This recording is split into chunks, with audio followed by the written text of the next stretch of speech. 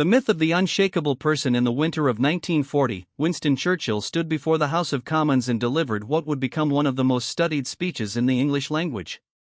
His voice, low and unhurried, filled the chamber. His sentences were architectural. He did not appear to hesitate. To those watching from the gallery, he looked like a man for whom doubt was simply not a feature of the internal landscape, a person who had been forged, somehow, from a different material than the rest of us. What the gallery did not know, what most people still do not know, even now, was that Churchill had suffered from what he privately called his black dog, a recurring and sometimes debilitating depression that had stalked him for decades. That in the months leading up to that speech, he had been questioned not only by political opponents but by members of his own war cabinet who believed the situation was irretrievable and that Britain should seek terms with Germany. That he had sat alone, more than once, in rooms where the options before him were all bad. He was not unshakable. He shook. He simply stood up anyway, and when he did, he dragged the language of resolution into his body first, and let the feeling follow. This is the story that gets edited out. We are given the speech, the posture, the famous growl. We are not given the private room where the man sat and felt what any reasonable person would feel in that position: uncertainty, weight, the desire to put the whole catastrophe down. We are given the public act but not the private negotiation that preceded it. And so the myth persists that confidence is what some people simply have, a kind of constitutional immunity to self-doubt, while the rest of us are left managing the familiar hum of inadequacy with whatever tools we can find. The myth we inherited, the idea that truly confident people do not doubt themselves, is one of the most durable and damaging fictions of modern life. It has shaped how we raise children, how we assess leaders, how we interpret our own hesitation as evidence of a private deficit. We watch someone stand before a room and speak without apparent anxiety, and we conclude that they must feel something fundamentally different from what we feel. That their inner life is quieter, stiller, more certain. That they have access to a bedrock we cannot locate in ourselves. The psychologist Albert Bandura spent much of his career studying what he called self-efficacy, a person's belief in their capacity to execute the behaviors required to produce specific outcomes. His research, which has held up across cultures and decades, drew a careful distinction between self-efficacy and self-confidence as a general trait. What he found was not a population cleanly divided between those who believe in themselves and those who don't. What he found was something more interesting: that people's sense of efficacy is situational, domain-specific, and, crucially, built through action rather than possessed before it. Nobody is globally confident. People are confident in domains where they have accumulated enough experience to develop a reasoned faith in their own response. The feeling comes after the doing. Almost never before. This is not how the myth presents itself. The myth presents confidence as a precondition, something you need to acquire before you can act. Find your confidence, and then you will be able to take the stage, make the call, have the difficult conversation, start the business. The cultural narrative is full of this phrasing: I'll do it when I feel more confident. I'm just not a confident person. As though confidence were a personality type, issued at birth, distributed unevenly, and more or less fixed from that point forward. As though the people who act boldly in the world have access to a clarity of self-belief that those who hesitate simply lack. The research does not support this. And, more importantly, neither does an honest reading of the lives of the people we most associate with. Confidence. A relationship, not an absence. The philosopher Simone de Beauvoir, writing in her memoirs about the period of her intellectual formation, described the experience of sitting down to write, genuinely write, not draft or outline, but commit words to paper that were meant to stand, as an act that required walking directly into a territory of fear. Not that she felt it less than others. Not that she had found some technique for silencing the voice that said the work was inadequate. She had simply, over time, learned to work while the voice was talking. She had learned that the voice was not a stop sign. It was weather. And you did not wait for the weather to be perfect before you walked outside. This is the insight the myth conceals. Confidence, real, functional, durable confidence, is not the absence of self-doubt. It is a practiced relationship with it. It is learning, over time, to distinguish between doubt that carries information, this approach is genuinely flawed, slow down, and doubt that is merely constitutional, you are about to do something that matters and your nervous system has noticed. It is developing the capacity to act in the presence of the second kind, while remaining genuinely open to the first. It is, in other words, not an emotional state but a skill, one that can be developed, one that is developed, by everyone who appears to possess it. The neuroscientist Lisa Feldman Barrett has spent years dismantling the popular model of emotions as things that happen to us, hardwired reactions that bubble up from a primitive brain while our rational mind watches helplessly. What her research suggests instead is that emotions are constructions, the brain's best predictions about what is happening in the body and what response is called for, shaped significantly by past experience and present context. Fear, in this model, is not a sentence. It is a draft. And the brain revises its drafts based on what it learns. When we act through fear repeatedly, when we approach the feared thing and discover that we survived it, and often that the action itself produced something worthwhile, the brain updates its model. Not by eliminating fear, but by recalibrating the relationship between the feared thing and the predicted outcome. Confidence, in this light, is quite literally a learned pattern in the nervous system. It is not something you have or don't have. It is something you build, one acted through moment at a time. What this book is not a book about becoming fearless. Fearlessness, in most of the contexts people invoke it, is either a neurological condition or a failure of imagination. What this book is about is something more achievable and, in the end, more interesting, becoming someone who can act despite fear, and who gradually, through that action, develops a stable and honest confidence in their own capacity to navigate the world. We will begin, in Chapter 1, by examining the mechanics of self-doubt, where it comes from, why it persists, and why the instinct to wait until it passes before acting is precisely what prevents the confidence we're waiting for from arriving. Chapter 2 explores the counterintuitive role of restraint, how the most confident people have often learned to act less, speak less, and decide more carefully, not from timidity, but from a deep understanding of what their actions cost and what they signal. In Chapter 3, we look at the habits of self-sabotage that are most often confused with natural personality traits, and how to interrupt them. Chapter 4 addresses the daily architecture of a confident life, not the grand gestures, but the small recurring practices that compound, over time, into a fundamentally different relationship with your own capabilities. Chapters 5 through 7 examine confidence in its social dimensions, the often misunderstood distinction between confidence and arrogance, the way the body communicates certainty or uncertainty before we've said a word, and the question of how to become genuinely trusted by the people around us. Chapter 8 takes up the particular challenge of managing confidence in situations of unequal power, how to hold yourself in rooms where the authority structure is not in your favor. Chapter 9 explores disagreement, how to challenge ideas, resist consensus, and maintain your position under pressure without tipping into defensiveness or aggression. We close, in Chapter 10, with the question of lasting reputation, how the sustained impression we make on the world is built not by moments of extraordinary performance, but by the consistent texture of ordinary behavior over time. Throughout, the argument will remain the same. Confidence is not a trait possessed by a fortunate few. It is a practice available to anyone willing to engage with fear rather than wait for it to leave. The people you imagine to be unshakable are not. They have simply been doing this long enough that the shaking is no longer visible from the outside, and some days, not even from the inside. You do not need to feel confident before you begin. You only need to begin. Practical reflection: think of someone in your life who strikes you as genuinely confident. Not brash, not loud, but settled, capable, unhurried. Now consider, what do you actually know about their private experience of doubt, fear, or uncertainty? How much of your impression of them is based on what you have seen them do, versus an assumption about what they must feel? And if their confidence was built through action, through difficulty, through showing up before they felt ready, what would it mean for you to start building yours the same way? Sit with this not as a question to answer now, but as a frame to carry with you through the chapters that follow. What confidence actually is. In the winter of 1941, Winston Churchill stood before the Canadian Parliament in Ottawa and delivered what many consider one of the most defiant speeches of the Second World War. Britain had suffered catastrophic losses. The Blitz had gutted London. The Wehrmacht held nearly all of continental Europe. Churchill had no assurance of American entry into the war, no certainty that the tide would turn, no guarantee that the island nation he led would survive the year. He was not, by any reasonable estimate, a man who knew how things would end.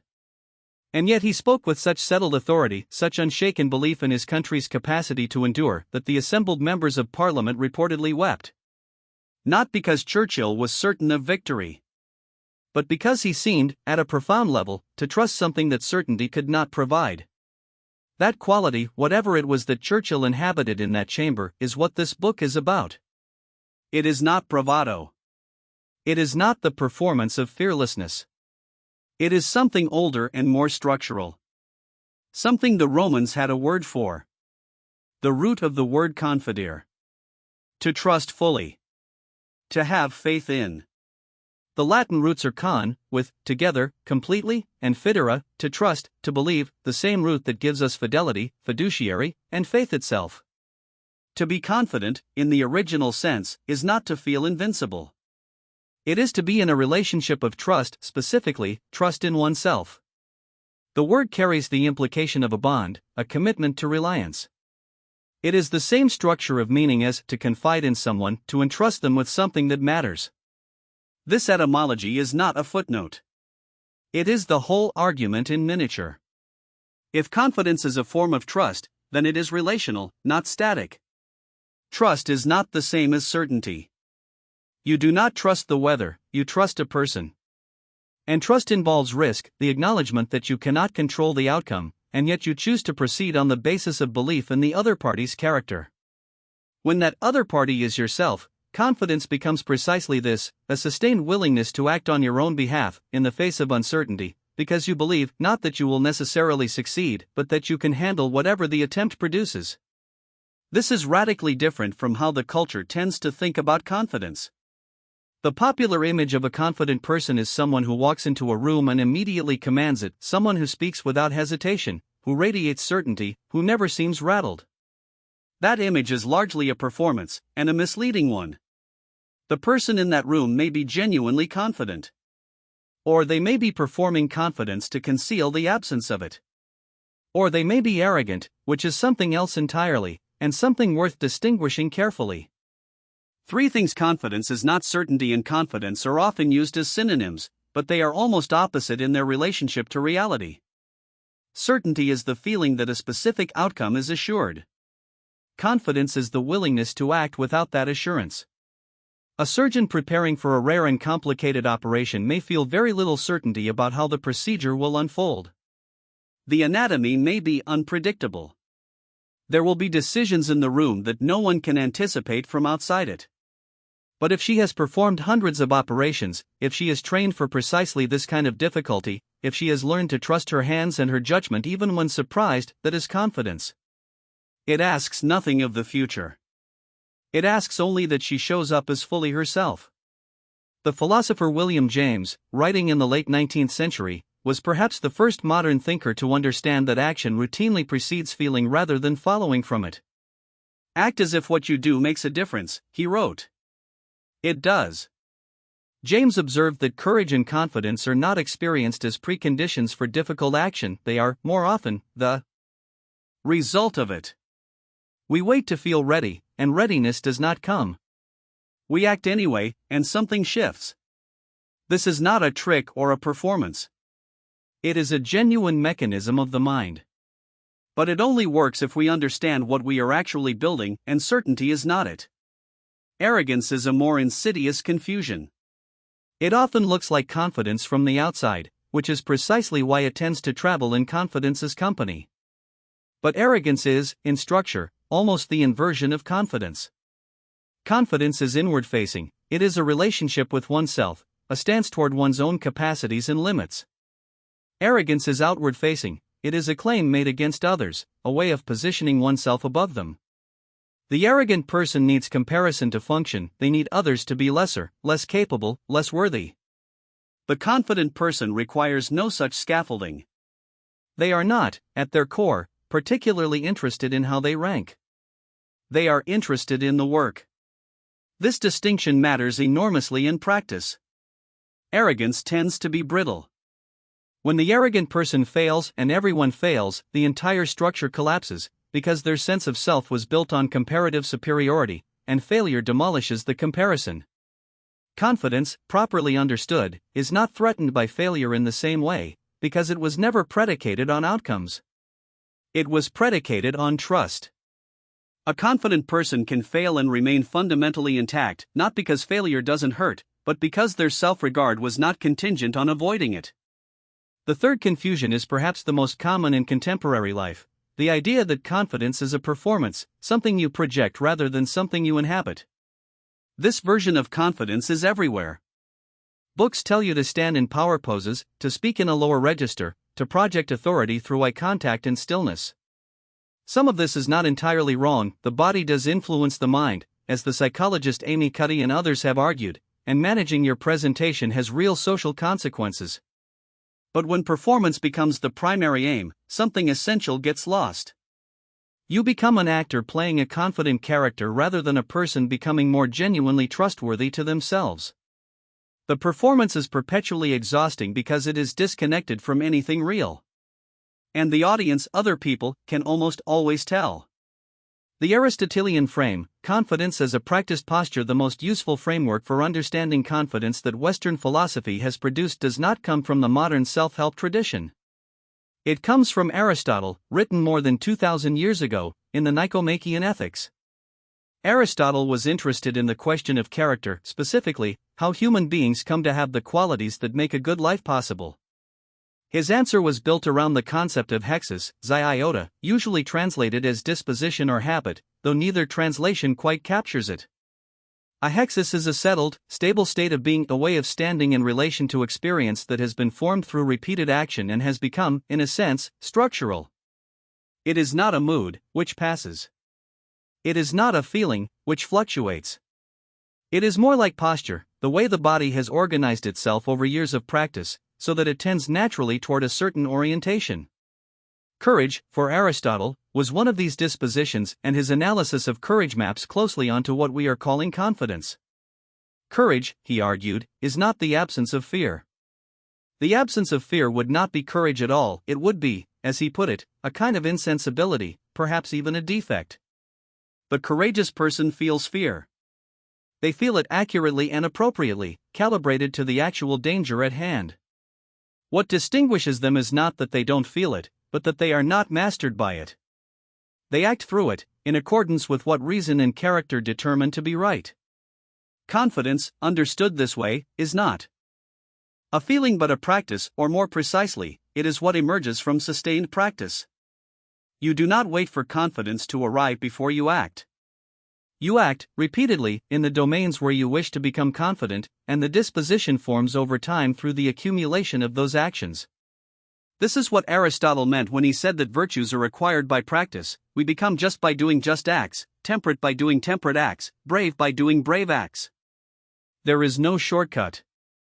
There is no internal shift that produces confidence without corresponding action. But there is also, and this is crucial, no ceiling. The disposition can always deepen, can always become more settled, can always develop greater range. This is why confidence is not, at its core, a personality trait that some people have and others do not. That is the popular misconception, the idea that confident people were simply born a certain way, that they received some inheritance of neural ease that others lack. Research in developmental psychology does not support this. Carol Dweck's work on what she calls the growth mindset, the belief that abilities are developed through effort rather than fixed at birth, has demonstrated repeatedly that people who understand capability as malleable are more likely to persist through difficulty, more likely to take on challenges, and more likely, over time, to develop genuine competence and the self-trust that accompanies it. Confidence, it turns out, is learnable. Not because you can simply decide to have it, but because you can build the history of action that eventually produces it. The ground note, self-trust beneath all of these distinctions, is a single unifying idea. Confidence is fundamentally about self-trust, specifically, trust in your capacity to handle what comes. Not to predict what will come. Not to control it. Not to perform adequately by some external standard. But to meet it, to respond to it, to remain functional and present in its presence, even when it surprises you. This is a different and in some ways more demanding proposition than the cultural version of confidence, which is mostly about looking capable. Looking capable can be managed with rehearsal and the right clothes. Self-trust is built only one way, by encountering difficulty and discovering, through repeated experience, that you can endure it. That you can make mistakes and still function. That you can be embarrassed and survive it. That you can fail at something and remain, at the bottom of the failure, still intact, still someone capable of getting up and trying again. Churchill in Ottawa was not performing. He had, by that point in his life, accumulated something. He had failed catastrophically in his military career. Gallipoli nearly destroyed him. He had spent a decade in political exile, regarded as a relic and a liability. He had faced personal depression so severe that he reportedly avoided standing near train platforms for fear of his own impulses.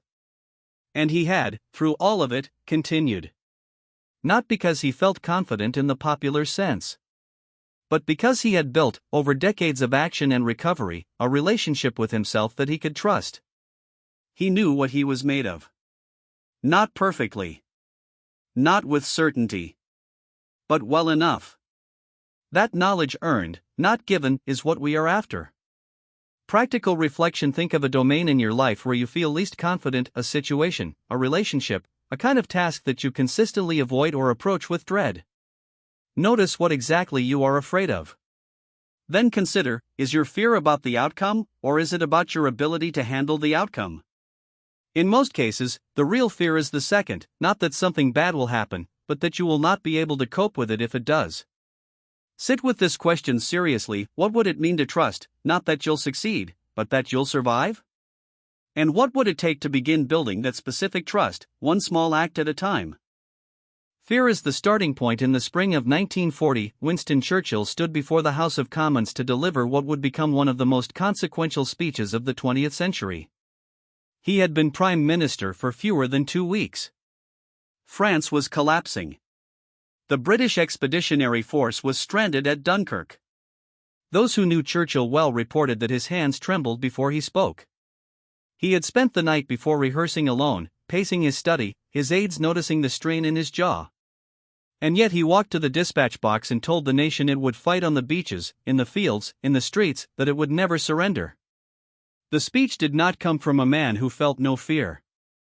It came from a man who felt enormous fear and chose, in that moment, to act through it anyway.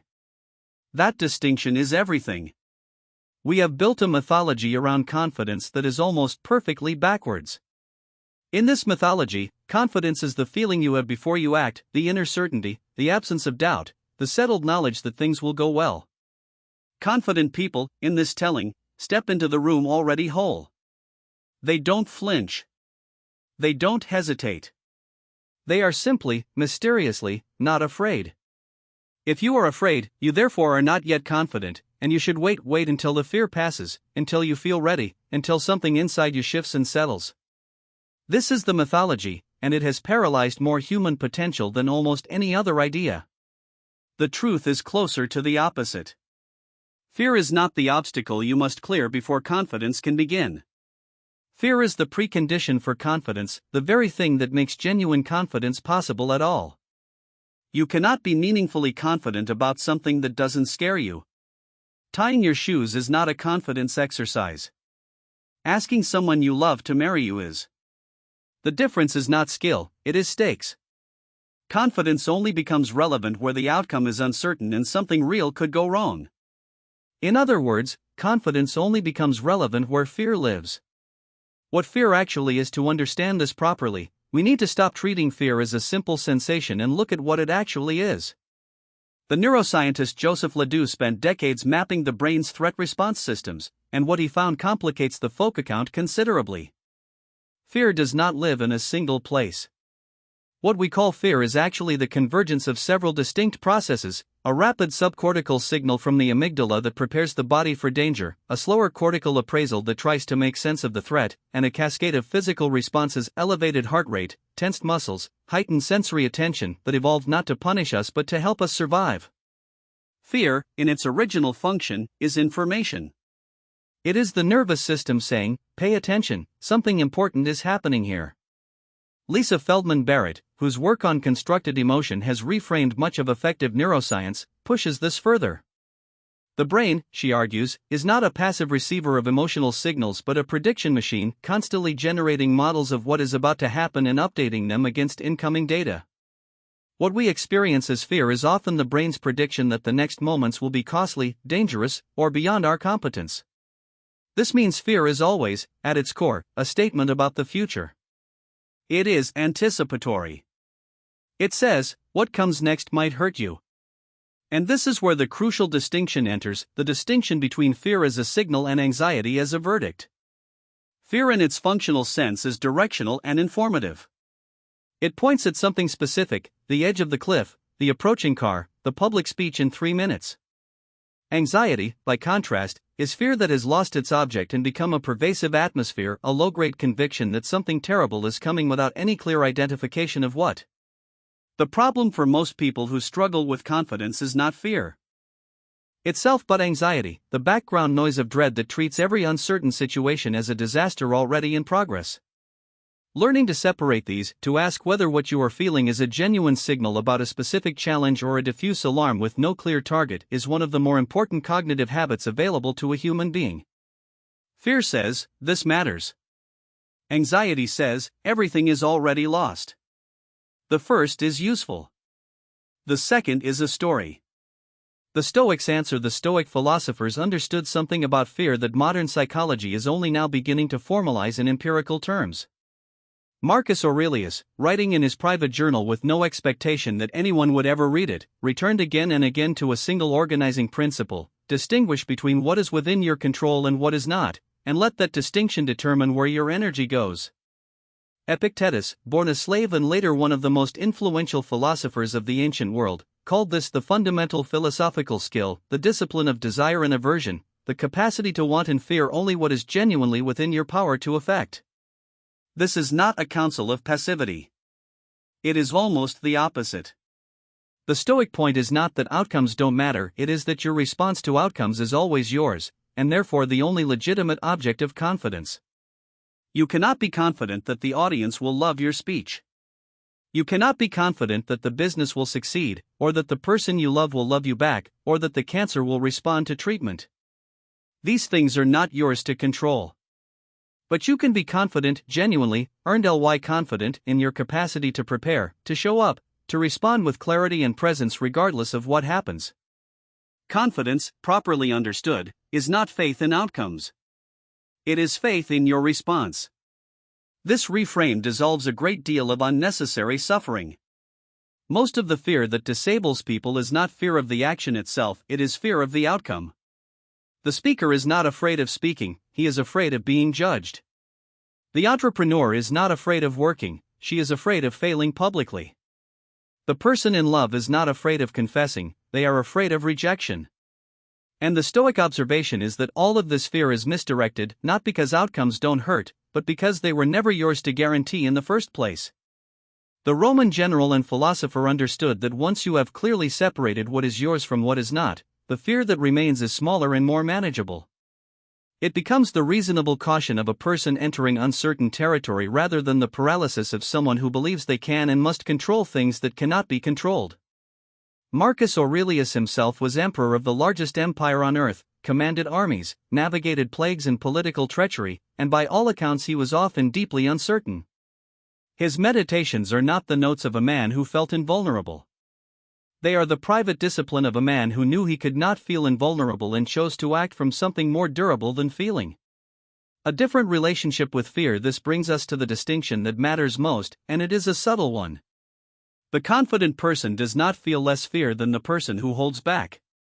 Research in performance psychology has found, fairly consistently, that high performers in high-stakes domains, surgeons, special forces soldiers, elite athletes, often report fear levels comparable to their less experienced peers, particularly in novel or high-pressure situations. What differs is not the presence of fear but its interpretation.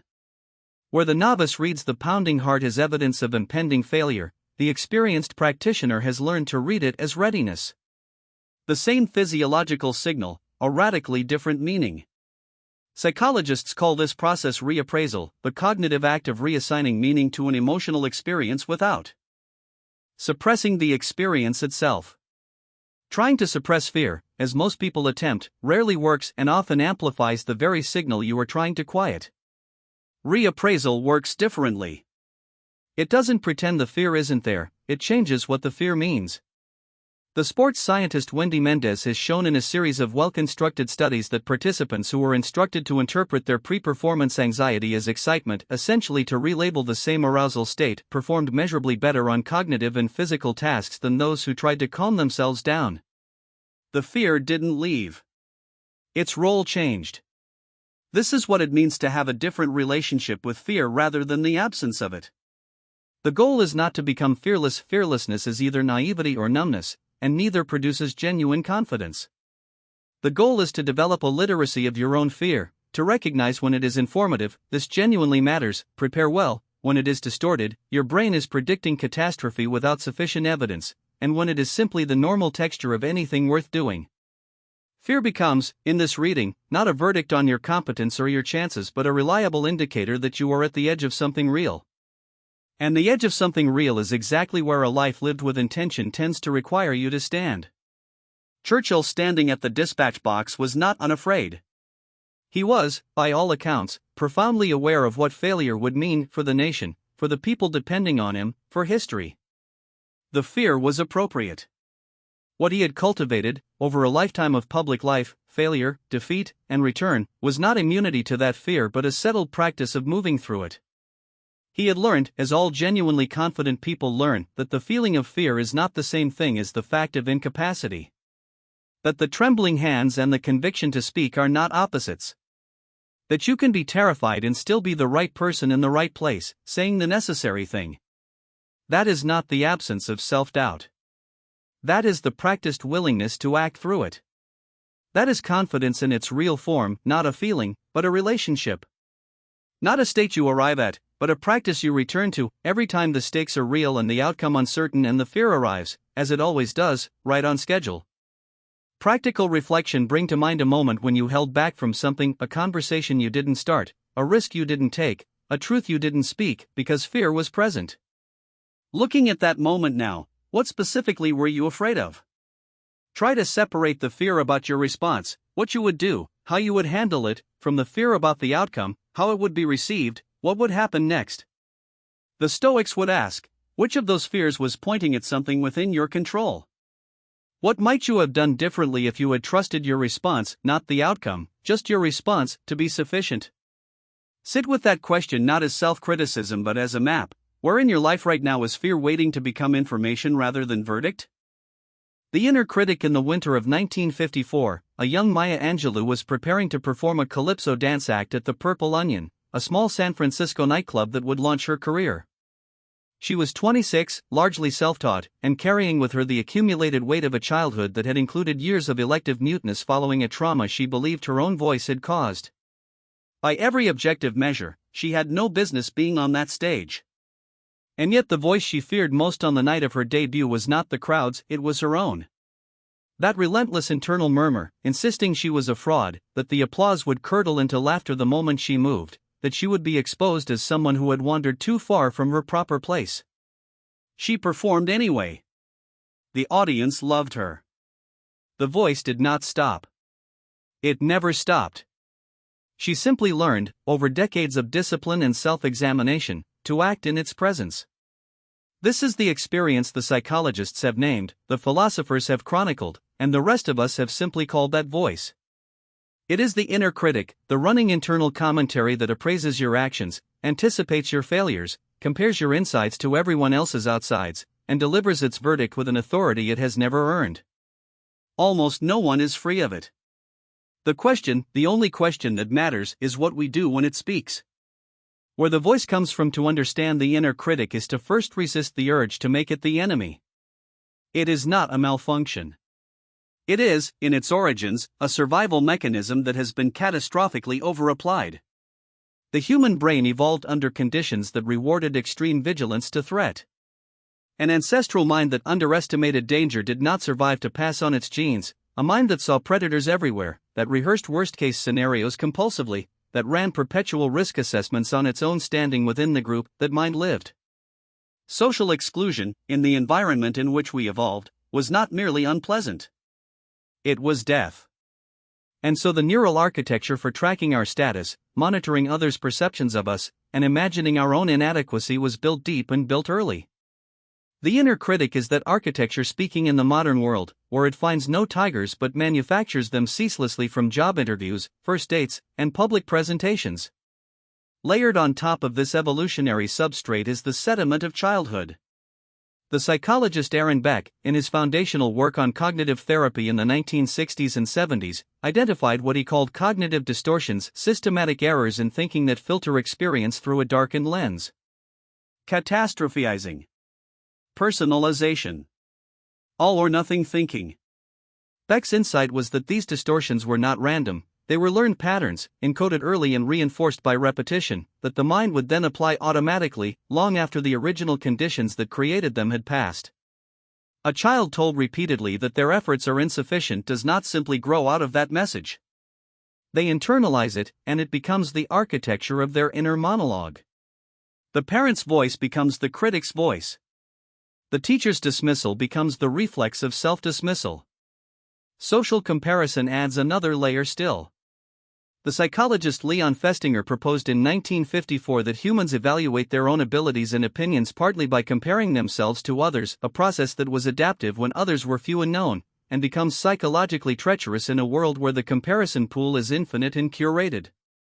We do not compare ourselves to the full range of human experience, we compare ourselves to those who appear, from the outside, to be succeeding most visibly. The result is a distortion. We measure our authentic inner experience, the doubt, the fear, the stumbling, against other people's performances, which are necessarily edited. The inner critic feeds on this asymmetry. It is never comparing like to like, and it does not care.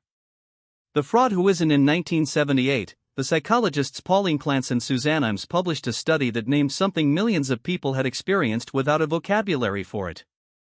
They called it the imposter phenomenon, the persistent internal experience of intellectual fraudulence, the fear of being found out, the conviction that one's achievements were the result of luck or error rather than genuine capability, and that the next evaluation, the next presentation, the next project, the next conversation with someone competent would expose the truth that should have been obvious all along.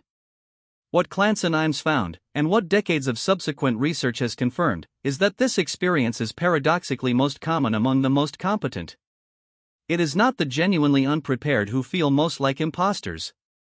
It is the ones who have already achieved something, who have been admitted somewhere, who have been given responsibility they suspect they do not deserve. There is a painful logic to this. When you are truly unskilled, you lack the metacognitive equipment to recognize your own incompetence, a principle the psychologists David Dunning and Justin Kruger would later formalize. But when you are genuinely skilled, you are aware of the full complexity of the domain. You know what you don't know. You can see the gap between where you are and where mastery lies. And because the fraudulent voice arrived before the competence did, because the self-doubt preceded the achievement cannot simply overwrite it. The inner critic simply updates its script. You only succeeded because they didn't realize. They will realize. The psychologist Albert Bandura spent decades studying what he called self-efficacy, an individual's belief in their capacity to execute the behaviors required to produce specific outcomes. His finding was not that self-belief was a pleasant accessory to achievement, but that it was structurally necessary. Without a baseline confidence in one's capacity to act effectively, the cognitive and motivational systems that drive effort and persistence do not fully engage. And yet Bandura was equally clear that self-efficacy was not the same as the absence of self-doubt. High-efficacy individuals doubted themselves, they simply had a different relationship to that doubt. They treated it as information to work with rather than a verdict to accept. This is the essential distinction. The inner critic is not measuring you. It is not a calibrated instrument. It is a pattern of thought ancient, repetitive, and largely indifferent to evidence. The person who feels like a fraud at 40, despite 15 years of accumulated competence, is not receiving an accurate assessment. They are experiencing the compulsive reapplication of a neural pattern that has outlasted its usefulness. The practice of diffusion, the temptation, once you understand what the inner critic is to try to silence it. To argue it into submission with affirmations. To simply decide to feel confident and trust that the feeling will follow. This is understandable, and it does not work, not in any lasting sense. The critic is not a rational interlocutor that can be persuaded with sufficient evidence. It is a habit of mind, and like all habits, it does not yield to willpower alone. Kristin Neff, whose research on self-compassion has transformed how psychologists think about the relationship between self-assessment and well-being, has made the point that the most effective response to the inner critic is not counterattack but a kind of compassionate disengagement. The voice that says you are inadequate is met not with "no, I'm not," which simply extends the argument on the critic's own terms, but with something softer and stranger: "I notice that this is what I'm thinking." Not refutation. Recognition. This is the practice the psychologist Stephen Hayes built an entire therapeutic framework around. Acceptance and commitment therapy, which Hayes developed through the 1980s and 90s, rests on a technique called cognitive diffusion, the deliberate act of creating distance between the self and its thoughts, by observing thoughts as mental events rather than transparent windows onto reality. The shift is subtle but transformative. "I will fail" is a statement about the world. "I am having the thought that I will fail" is a statement about the mind. One demands action in response to an imminent threat. The other invites observation of a recurring mental pattern. The content of the thought is unchanged. Its grip on behavior is loosened considerably. Hayes borrowed from Buddhist philosophy, where this stance toward one's own thoughts has been cultivated for centuries. The Zen teacher Shunryu Suzuki spoke of observing thoughts as clouds passing through the sky, not suppressed, not chased, simply witnessed as phenomena that arise and dissolve. The metaphor is instructive. You do not fight clouds. You do not negotiate with them. You note them and act anyway, because the weather is not the same as your capacity to move. The goal, then, is not to produce a confident inner voice that replaces the critical one. That fantasy, the self-help vision of a mind scrubbed clean of self-doubt, misunderstands both the psychology and the purpose. The goal is a different relationship to the voice. You hear it. You recognize it as a thought rather than a fact. You ask yourself, what would I do right now if this thought were simply not relevant to my decision? And then you do that thing. This is not the same as ignoring feedback or overriding legitimate hesitation. Genuine concern, the kind that says I should prepare more, I should learn this, I should reconsider this risk, has a different quality to it. It is specific, it responds to new information, it changes when circumstances change. The inner critic is none of these things. It is general, it is immune to evidence, and it sounds roughly the same before your first public talk as before your 100th. The experienced performer learns to distinguish the two. The practical concern gets attended to. The critic gets noted, and then set aside. Maya Angelou, who became one of the most celebrated writers and speakers of the 20th century, said in an interview late in her life that she still had the voice. Still, before each book, the suspicion that this time would be the time she was exposed. She had simply learned that the voice was not her, and that it did not get a vote. The vote belonged to the person who sat down to write anyway, the self that chose to act in the presence of fear rather than waiting for fear's permission. That distinction, between the thought and the thinker, between the critic and the person who chooses, is where confidence actually lives. Practical reflection: spend a few days listening to your inner critic with genuine curiosity rather than resistance. When the voice speaks, before a difficult email, before a meeting where you'll be evaluated, before an unfamiliar task, try to write down exactly what it says.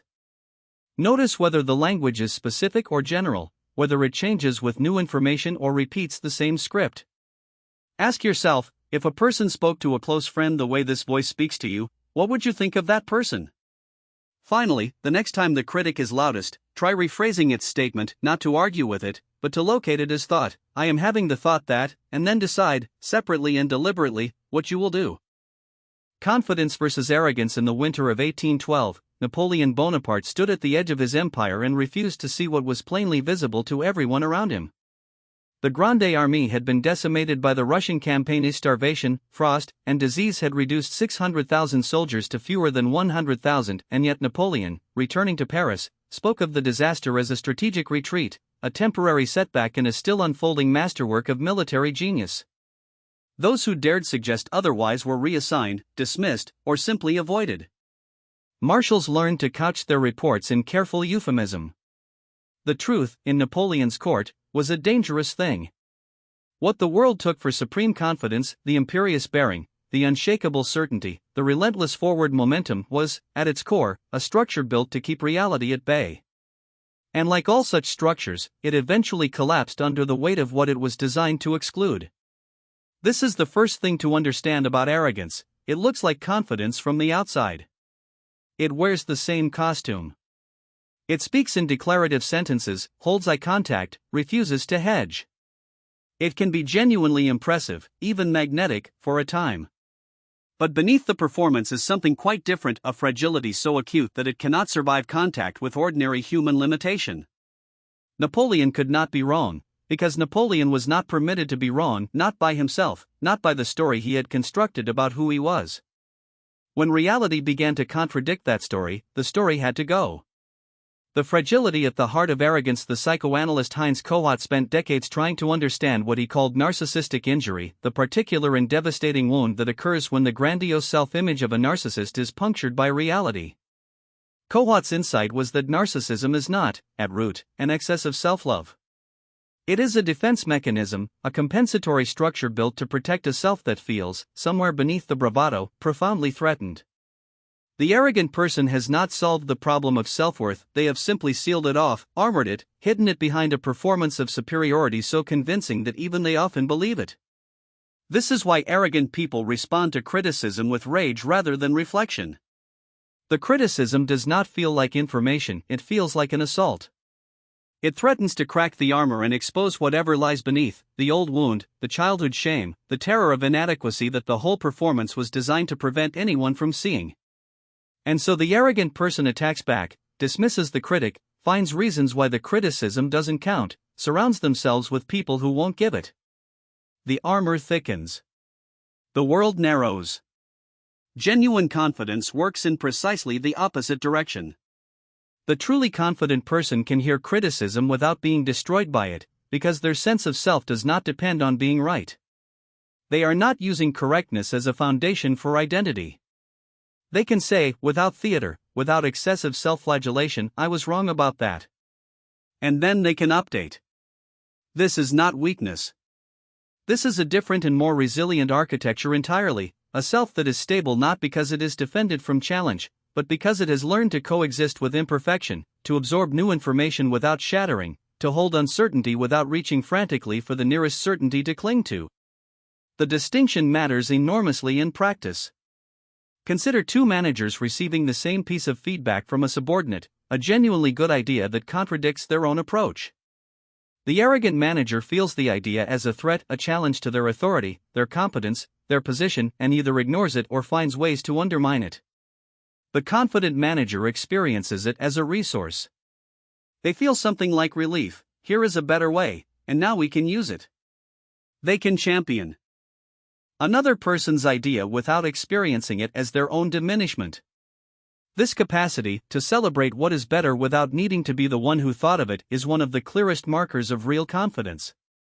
Self-esteem, self-compassion, and the wrong foundation. For decades, the dominant psychological wisdom held that high self-esteem was the primary ingredient of psychological health. If you felt good about yourself, if your self-assessments were positive, your sense of worth intact, you would be resilient, motivated, and mentally stable. Schools implemented self-esteem programs. Parents were advised to praise liberally. The culture embraced the idea that confidence was essentially a species of positive self-regard. The researcher Kristin Neff spent years testing this assumption and found it wanting. High self-esteem, it turns out, is deeply contingent. It rises when you succeed and collapses when you fail, which means it is most fragile precisely when you need it most. More troublingly, high self-esteem is often maintained through social comparison. I feel good about myself because I am better than others, which creates a quiet but persistent need to find others deficient. This is the psychological machinery underneath a great deal of arrogance, not a genuine fullness, but a fullness that depends on the diminishment of those around you. What Neff's research found predicted better outcomes, lower anxiety, greater emotional resilience, more stable motivation, was not high self-esteem but self-compassion, the capacity to treat yourself with the same warmth and understanding you would offer a good friend in difficulty. Self-compassion, crucially, does not depend on success. It does not require you to be right, excellent, or superior.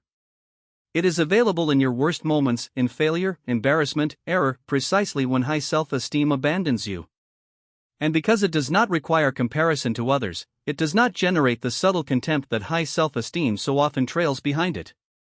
This reframes what we are actually looking for when we pursue confidence. We are not seeking a structure of positive self-belief so solid that it cannot be shaken.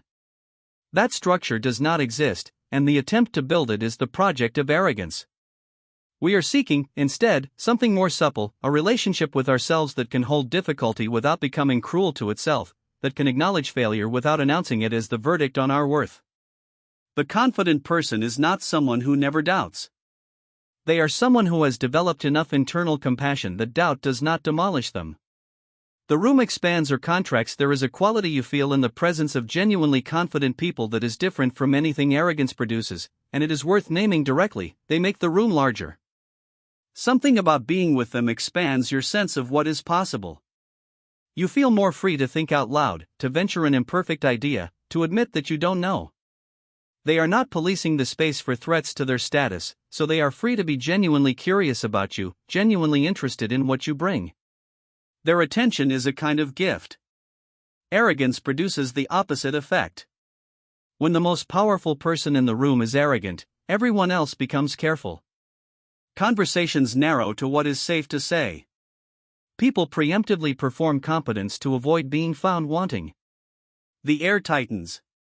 This is what organizational researchers mean by psychological safety, the belief, within a group, that you can speak up, take risks, make mistakes, and disagree without being humiliated or punished. Amy Edmondson's research at Harvard has demonstrated, repeatedly, that psychological safety is one of the most powerful predictors of team performance. And nothing destroys psychological safety faster than arrogance at the top. The person who has genuinely built confidence, not performed it, but built it through repeated engagement with difficulty and uncertainty, tends to extend the same conditions to others that they have extended to themselves. Having learned to be honest with themselves about limitation, they create space for others to be honest too. Having learned that being wrong is not a catastrophe, they make it easier for others to be wrong without shame. The internal architecture externalizes. The way you relate to yourself becomes, in time, the way you relate to the room. This is worth sitting with, because it inverts the common understanding of what confidence is for.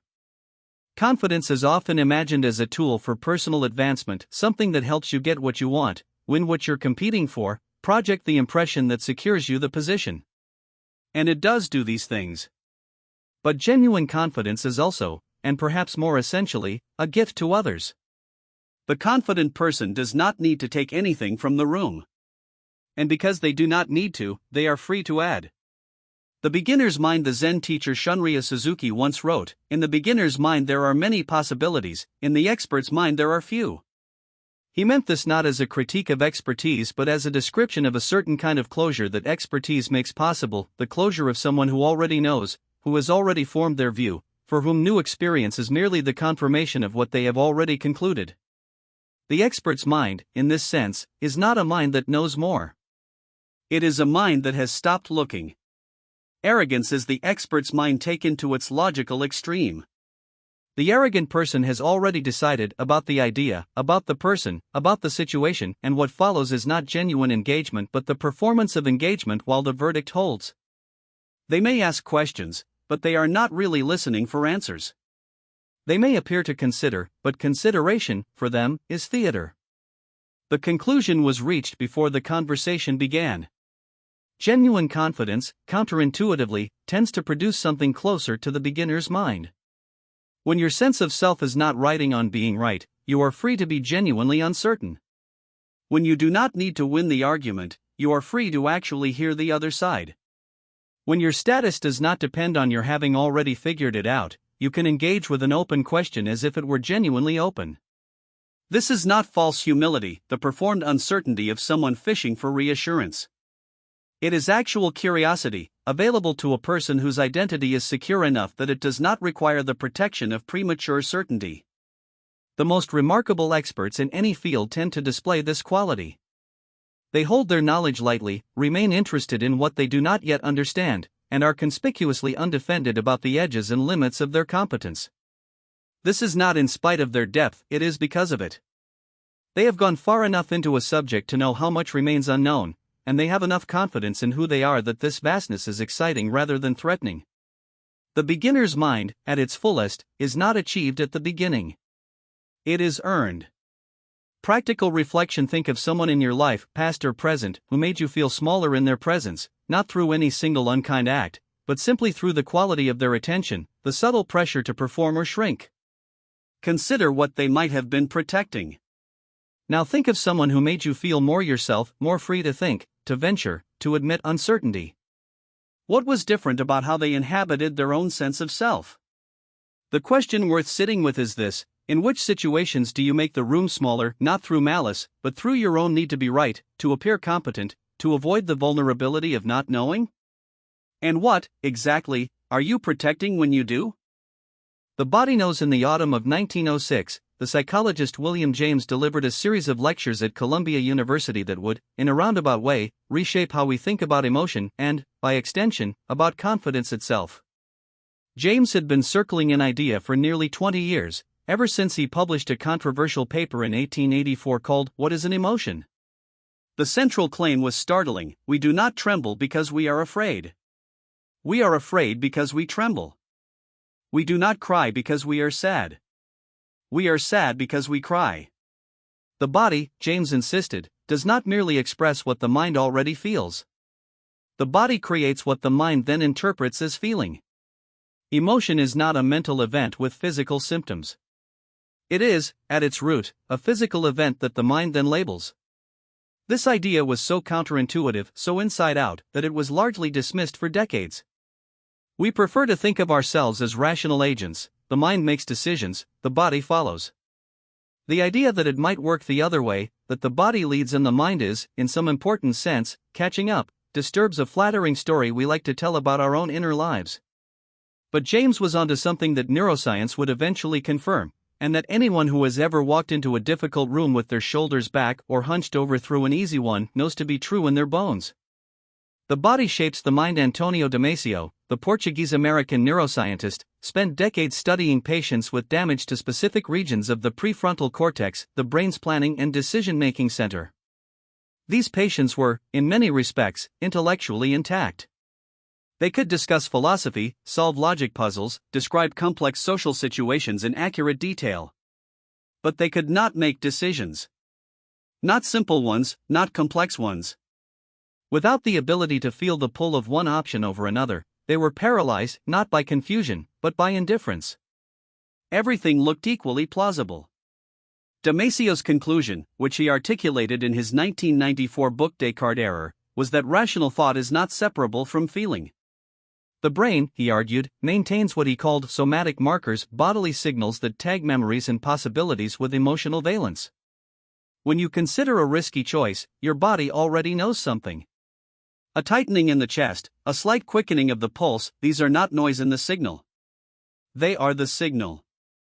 The body is calculating, continuously, beneath the level of conscious awareness, and it reports its findings through sensation. This has a direct bearing on confidence. When we say that a person seems confident, we are almost never describing their stated beliefs about themselves. We are describing something we perceive, something in how they stand, how they move, the quality of their attention. Confidence, in the eyes of others, is always first a physical impression.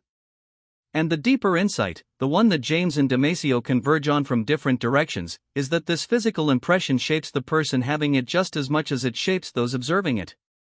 The body's posture is not a reflection of an inner state. It is partly constitutive of that inner state.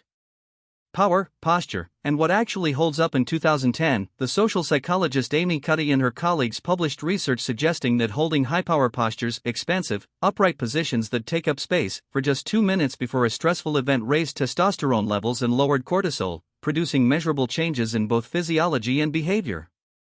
The study attracted enormous attention and became the basis of one of the most watched TED Talks in history. Cuddy's phrase "fake it till you become it" entered the cultural vocabulary. The subsequent decade was unkind to the specific claims. Replication studies struggled to reproduce the hormonal effects. A prominent co-author disavowed the testosterone and cortisol findings. The effect, in that precise form, turned out to be much less robust than the original paper suggested. But here is what matters: the replication crisis attacked the specific claim, not the underlying terrain. The idea that physical posture, breathing, and movement influence the nervous system is not in question. It is supported by a wide and independent literature that predates Cuddy's research and has continued to accumulate since. What the body does affects what the brain does. The specific hormonal pathway Cuddy proposed may have been overstated. The broader principle was not wrong. It was incomplete.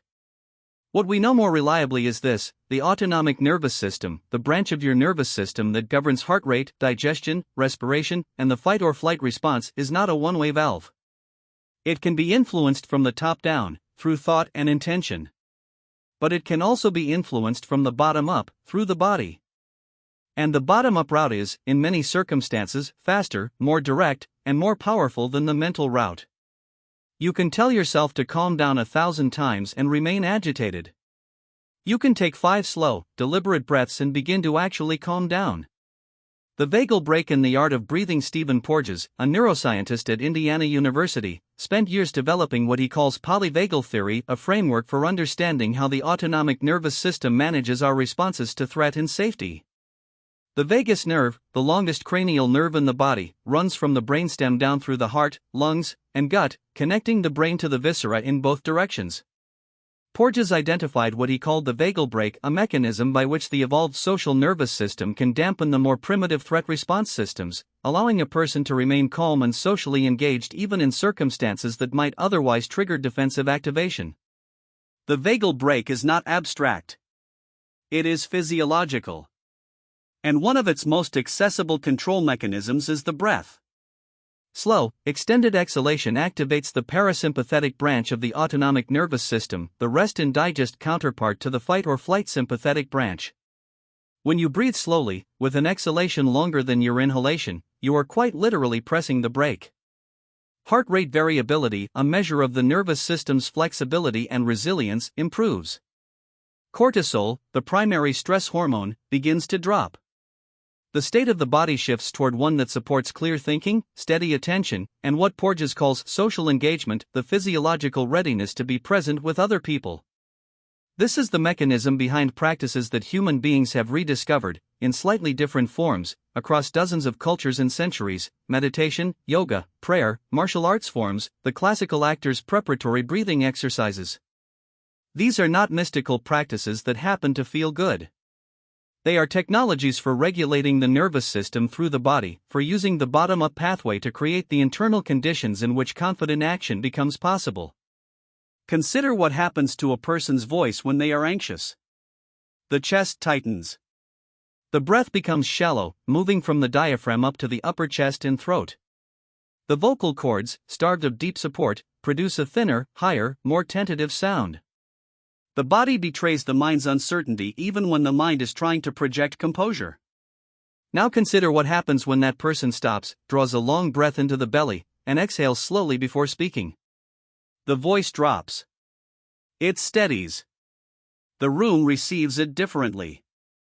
The person may feel no less uncertain, but they have changed the physiological environment in which that uncertainty is living. And that change is real. The body that has earned it. There is a particular quality of physical confidence that athletes carry, not the strutting, performative bravado of those who are compensating for something, but a quieter, settled assurance in how they occupy their own body. Watch a master practitioner of any physical discipline, a seasoned climber, an experienced surgeon, a dancer 40 years into their craft, and you will notice something that is difficult to articulate but impossible to miss. They are at home in their body in a way that most people are not. The movements are unhurried. The attention is focused without being strained. There is a kind of ease that is the opposite of carelessness. This ease is not natural endowment. It is accumulated history. The body has been asked to do difficult things and has done them. It has been taken to the edge of its capacity, in practice, in training, in repetition, and has found that the edge was further out than it feared. That history lives in the nervous system. It lives in the muscles. It is not stored as a thought or a belief, it is stored as a pattern, a set of practiced responses that can be called upon without deliberation. The martial artist does not think about how to fall safely. The surgeon does not consciously manage the tremor in her hands. The body has done it enough times that it knows. This is the deepest form of physical confidence, and it cannot be faked, borrowed, or thought into existence. It is earned through repetition, through showing up and doing the thing until the body absorbs it. William James, who was also a pragmatist and no enemy of practical wisdom, understood this.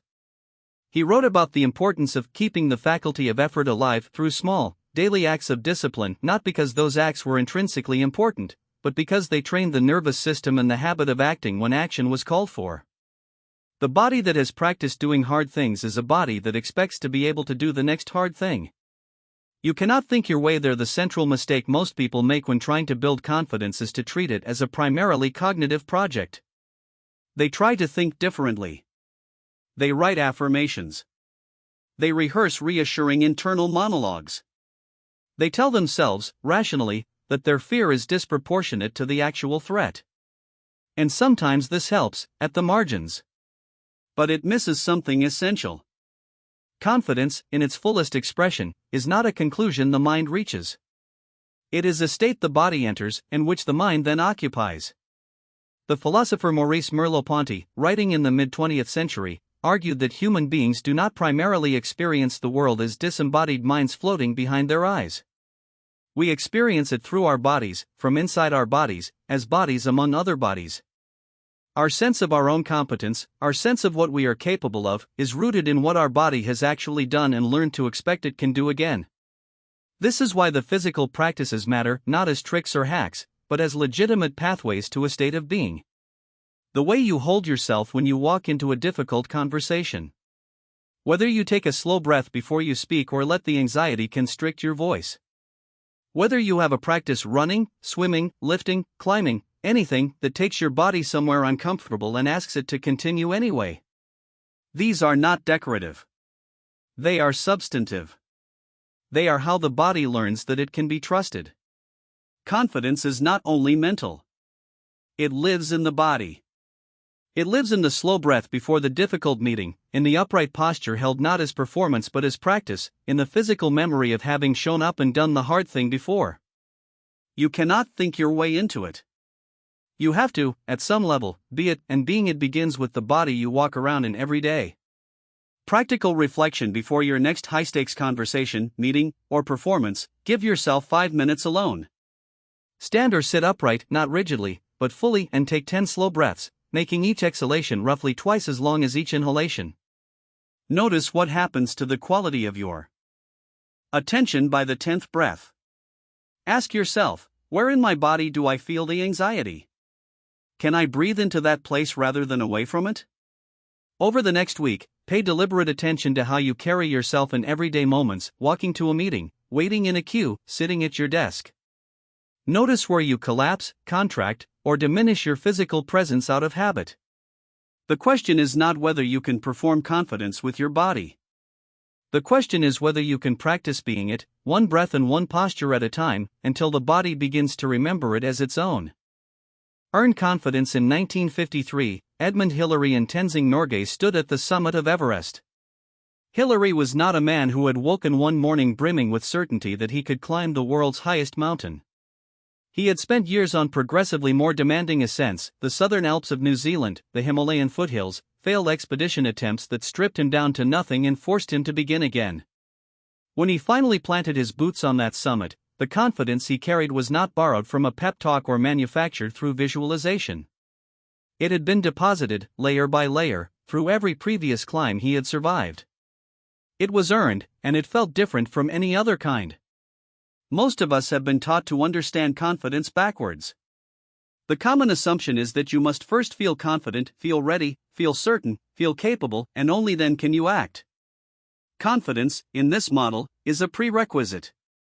A green light. Something that must arrive before the journey can begin. And so people wait. They wait to feel ready before they apply for the job, before they attempt the difficult conversation, before they begin the creative project. They wait for a feeling that, tragically, tends not to arrive through waiting at all. The truth is almost precisely the reverse. Genuine confidence is not what enables action, it is what action produces. The sequence runs: act, experience, survive the experience, learn from it, and then trust yourself a little more than you did before. Repeat. Compound. What accumulates over time is not merely experience but something deeper, a living knowledge, held in the body and mind alike, that you are capable of doing hard things. That is earned confidence. The Science of Believing in Yourself. Albert Bandura, the Stanford psychologist whose work on social learning theory reshaped 20th century psychology, coined the term self-efficacy in 1977. Self-efficacy is not self-esteem, it is not a general sense of your worth as a person. It is something more specific and more useful, your belief in your own capacity to execute the behaviors required to produce specific outcomes in specific situations. The distinction matters enormously. Self-esteem is a broad, diffuse feeling. Self-efficacy is targeted and domain-dependent. You can carry high self-efficacy as a public speaker and nearly zero self-efficacy as a swimmer. You can believe absolutely in your capacity to manage a complex software project while doubting yourself completely in your ability to manage a difficult conversation with your partner. Bandura identified 4 sources from which self-efficacy draws its strength.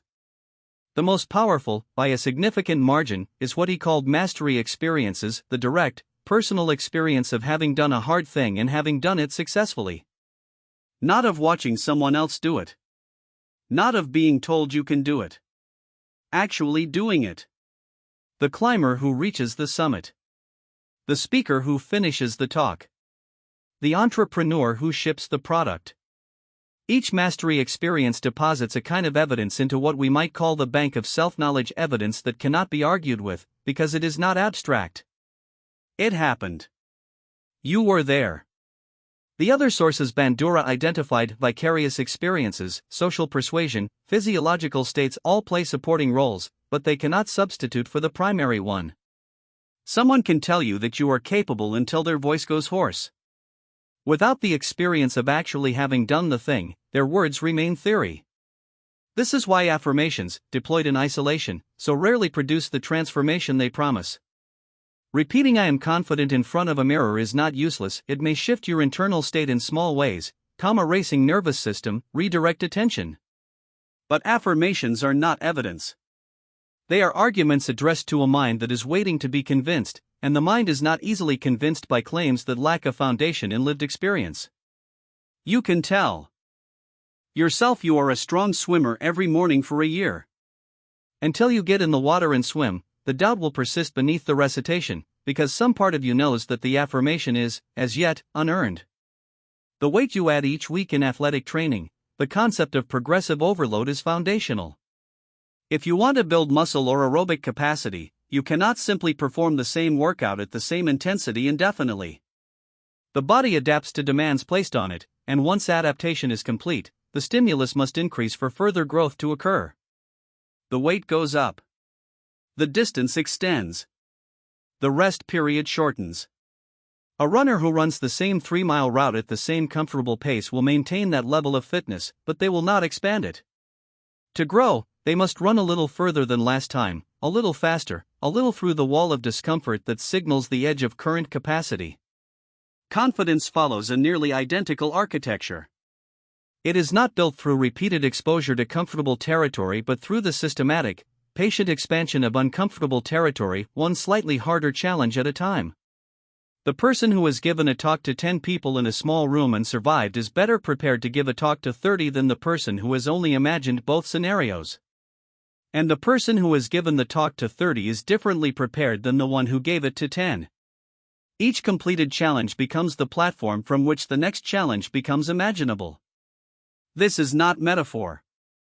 It is psychology operating by the same logic as physiology. The system strengthens through appropriate stress and recovery. Remove the stress entirely and you preserve what you have. Apply more than the system can currently handle and you risk collapse. Find the edge, work at it consistently, and something real grows. The patience required for this process is not glamorous. Popular culture prefers the sudden transformation, the overnight success, the pivotal moment of decision that unlocks a new self. But genuine earned confidence does not work that way. It accretes. It compounds quietly. The person who has been doing slightly harder things for 3 years carries a kind of confidence that cannot be distinguished from their personality, because in a meaningful sense it has become part of their personality. It was built slowly enough that they themselves may not fully notice what they have become. What failure is actually for there is a particular kind of untested confidence that looks, from a distance, like the real thing. It belongs to the person who has operated entirely within comfortable terrain, who has set manageable goals and reached them, taken moderate risks and succeeded at them, and therefore developed a picture of themselves as capable and resilient. The problem is that this confidence has never met real resistance. It has been built against easy opponents and has therefore never been calibrated to hard ones. When the genuine test arrives, the failure that is substantial and not easily explained away, the humiliation that cannot be rationalized, the loss that cannot be converted into a lesson without a long period of sitting with it, untested confidence often shatters cleanly, because it was not built for this. This is why failure is not, as it is sometimes described, a detour on the path to confidence. It is part of the path. The runner who has never hit the wall in a long race does not know what they will do when they hit it. The businessperson who has never watched a venture collapse does not know how they will respond to that particular darkness. Failure introduces us to a self we could not have met any other way, a self that is frightened, humiliated, and wrong, and the willingness to stay with that self, to neither flee it into denial nor surrender to it, is where the deepest kind of confidence originates. Samuel Beckett wrote Worst Ward Ho in 1983, near the end of his life, and in it put 3 words together that have since taken on the weight of an entire philosophy: fail again. Fail better. The line is often extracted from its context and polished into an inspirational poster. But Beckett was not writing a motivational text. He was writing about the nature of attempting anything at all in a universe indifferent to your effort. The full passage moves through the idea that one must try, must fail, must acknowledge the failure, and must attempt again with whatever has been learned from the failing. The confidence that emerges from this cycle is not the breezy certainty of someone who has not yet been tested. It is something harder and quieter, the knowledge, carried in the bones, that failure did not finish you last time, and probably will not finish you this time either. This is the distinction that separates earned confidence from its performative cousin.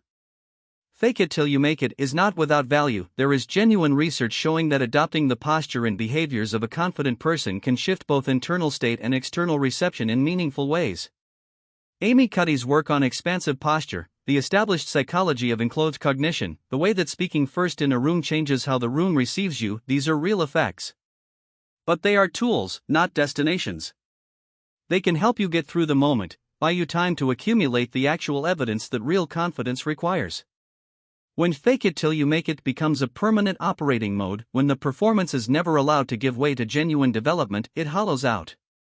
The performer knows, even if no one else does, that the foundation is scenery rather than stone. Earned confidence does not need to perform. The surgeon who has completed 1,000 successful procedures does not need to convince herself in the scrub room that she is capable. The knowledge is already there, quiet and load-bearing. She may still feel nerves, experienced professionals often do, and the nerves are partly what keep them sharp, but beneath the nerves there is a settled quality that does not come from telling herself she is good. It comes from the record. Practical reflection: think of one area of your life where your confidence feels thin or uncertain. Rather than asking yourself how you might feel more confident in that area, ask instead, what is the smallest possible action I could take this week that would constitute a genuine mastery experience, something actually done, not merely thought about? Notice the difference between preparing to act and acting. Notice what the experience deposits in you afterward, however small. Where in your life have you been waiting to feel ready before you begin? What would it mean to begin first, and let the readiness follow? Confidence in relationships. In the summer of 1847, Charlotte Brontë sent a letter to the poet laureate Robert Southey, enclosing some of her verse and asking, carefully, whether she had any talent worth pursuing. Southey's reply has become one of the more dispiriting documents in literary history. He told her that literature could not be the business of a woman's life, that she should attend to her proper duties, and that any ambition beyond that sphere was both impractical and unbecoming. Brontë wrote back with a kind of aching deference, thanking him for his honesty, promising to remember his advice. She did not argue. She did not insist. She folded the letter and kept it. Then she went on writing anyway, under a man's name, and produced one of the most enduring novels in the English language. What is striking about this exchange is not Southey's cruelty that was common enough in the period. What is striking is how precisely it captures the geometry of social confidence, the way the gaze of another person, wielded with authority, can reach into the most private interior space of a life and rearrange it. Bronte did not lack intelligence. She did not lack vision or drive or craft. What she was confronted with was something more fundamental, the terror of being seen and judged insufficient. The fear that her opinion of herself, that quiet, insistent belief that the work was worth doing, would be weighed against the verdict of the world and found wrong. Most of our struggles with confidence are, at bottom, struggles about other people. The ancient fear of being cast out. The psychologist Naomi Eisenberger at UCLA spent years investigating what happens inside the brain when a person is socially rejected. Her method was elegant in its simplicity. She placed participants in an fMRI scanner and had them play a virtual ball-tossing game with two other players. Midway through the game, the other players simply stopped throwing the ball. The participant was excluded silently, without explanation, from a trivial digital exercise with strangers they had never met. What the scans revealed was striking. The social exclusion activated the dorsal anterior cingulate cortex and the anterior insula, the same regions implicated in the experience of physical pain. Being left out of a game, even a meaningless one, even with people who didn't exist, registered in the brain with the same neurological signature as a wound. This is not a bug in our wiring. It is, if anything, the most essential feature of it. For most of human evolutionary history, social exclusion was not metaphorically painful, it was literally fatal. To be cast out of the group was to lose access to food, shelter, protection, and reproduction. The brain that experienced social rejection as catastrophe was the brain that did everything in its power to prevent it, and that brain was more likely to survive. The deep, irrational intensity of the fear of other people's judgment is not a personality flaw. It is an inheritance. We carry, in our nervous systems, a record of a time when belonging was the difference between life and death. Understanding this changes how we should think about the social dimensions of confidence. When someone freezes before speaking in a meeting, when a person cannot bring themselves to set a limit with a friend who treats them poorly, when a woman swallows her opinion in deference to a voice with more institutional weight, these are not failures of character. They are the activation of a very ancient threat detection system that has been calibrated, over hundreds of thousands of years, to treat social danger with the same urgency as physical danger. The goal, then, is not to shame this response out of existence. It is to update the calibration. To learn, through evidence accumulated in real time, that the specific social risk in front of you is survivable and that on the other side of it, often, something worthwhile is waiting. The courage of being seen. The researcher Brené Brown spent more than a decade interviewing people about shame, belonging, and what she calls wholehearted living. What she found, sorting through thousands of conversations, was a consistent pattern. The people who experienced the deepest sense of love and connection in their relationships were, almost universally, people who had made a specific kind of peace with uncertainty. They had not eliminated the risk of rejection. They had decided to proceed in the presence of it. They had discovered that genuine connection, not the managed, curated, performance version, but the real thing, was available only to those willing to be seen without armor. Vulnerability, Brown concluded, was not a weakness to be corrected. It was the price of entry to the things that actually matter. This sounds simple. It is one of the harder things a person can do. The temptation, for someone who has learned to associate exposure with danger, is to construct a self that is defensible, a version of yourself that is presentable, consistent, above obvious criticism. You offer the edited draft rather than the raw material.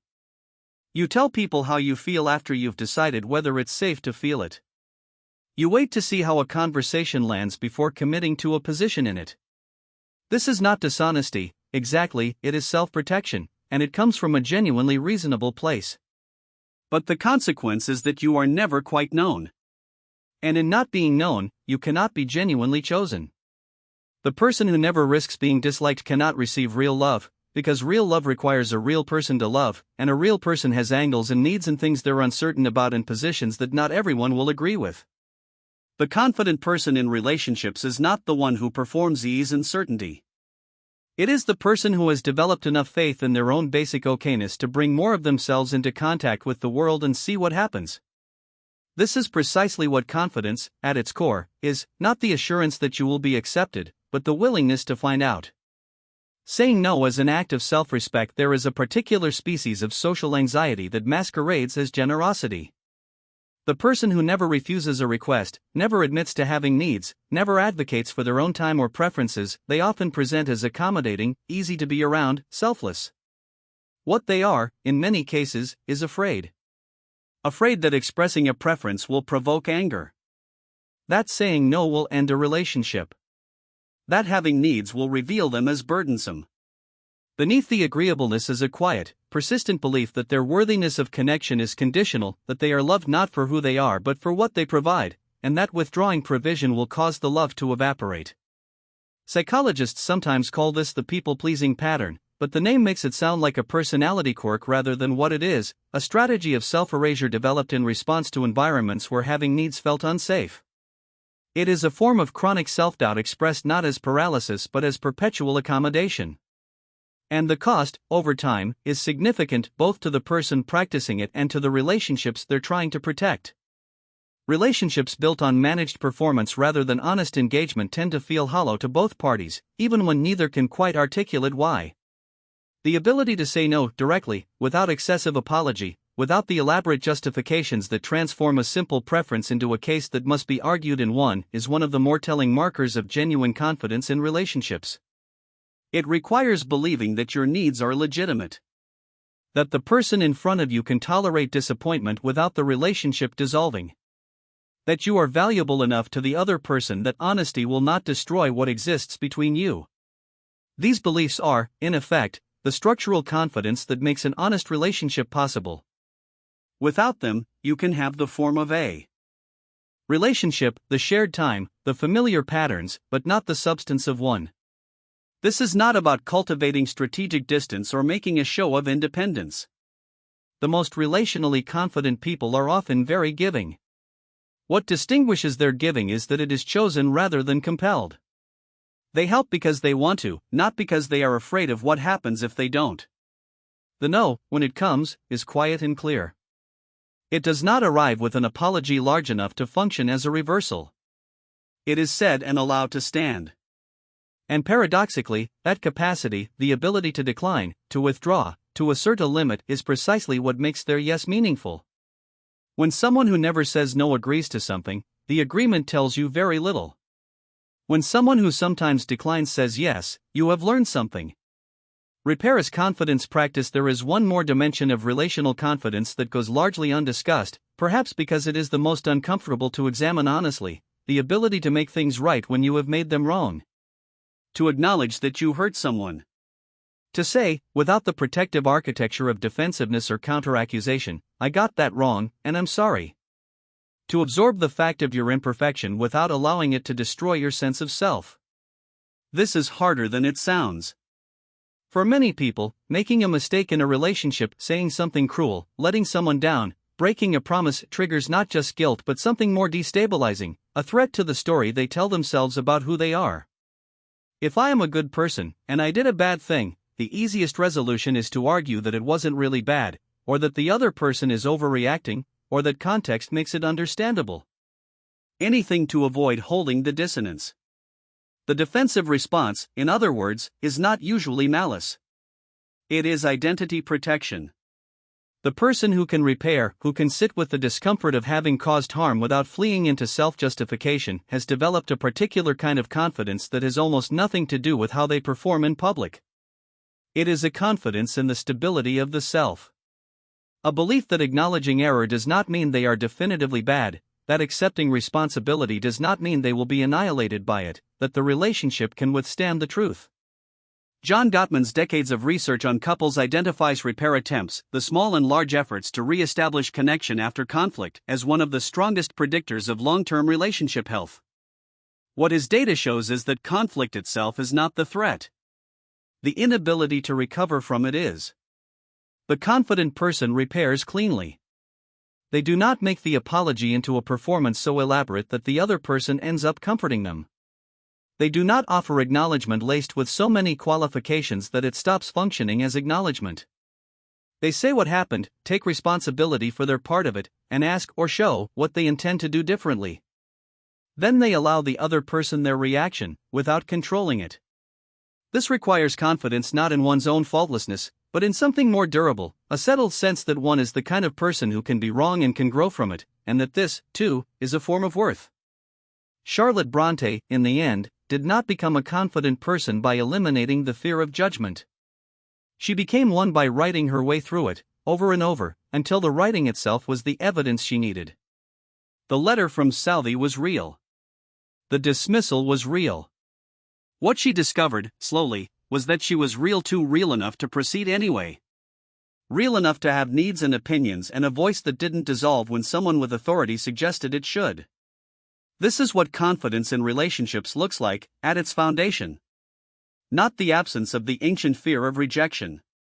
The practiced willingness to bring yourself forward in spite of it and to discover, more often than not, that there is something on the other side worth having arrived for. Practical reflection. Think of a relationship in your life, a friendship, a partnership, a family connection in which you are less than fully yourself. Where you edit before speaking, soften before setting a limit, or agree more readily than you actually feel. What specific fear is underneath that pattern? Is it the fear of anger, of withdrawal, of being thought demanding or difficult? And if you brought slightly more of your honest self into that relationship, not all at once, not in a confrontation, but one small unrehearsed thing, what do you imagine would actually happen? Sit with the gap between what you fear and what is most likely true. That gap is where the practice begins.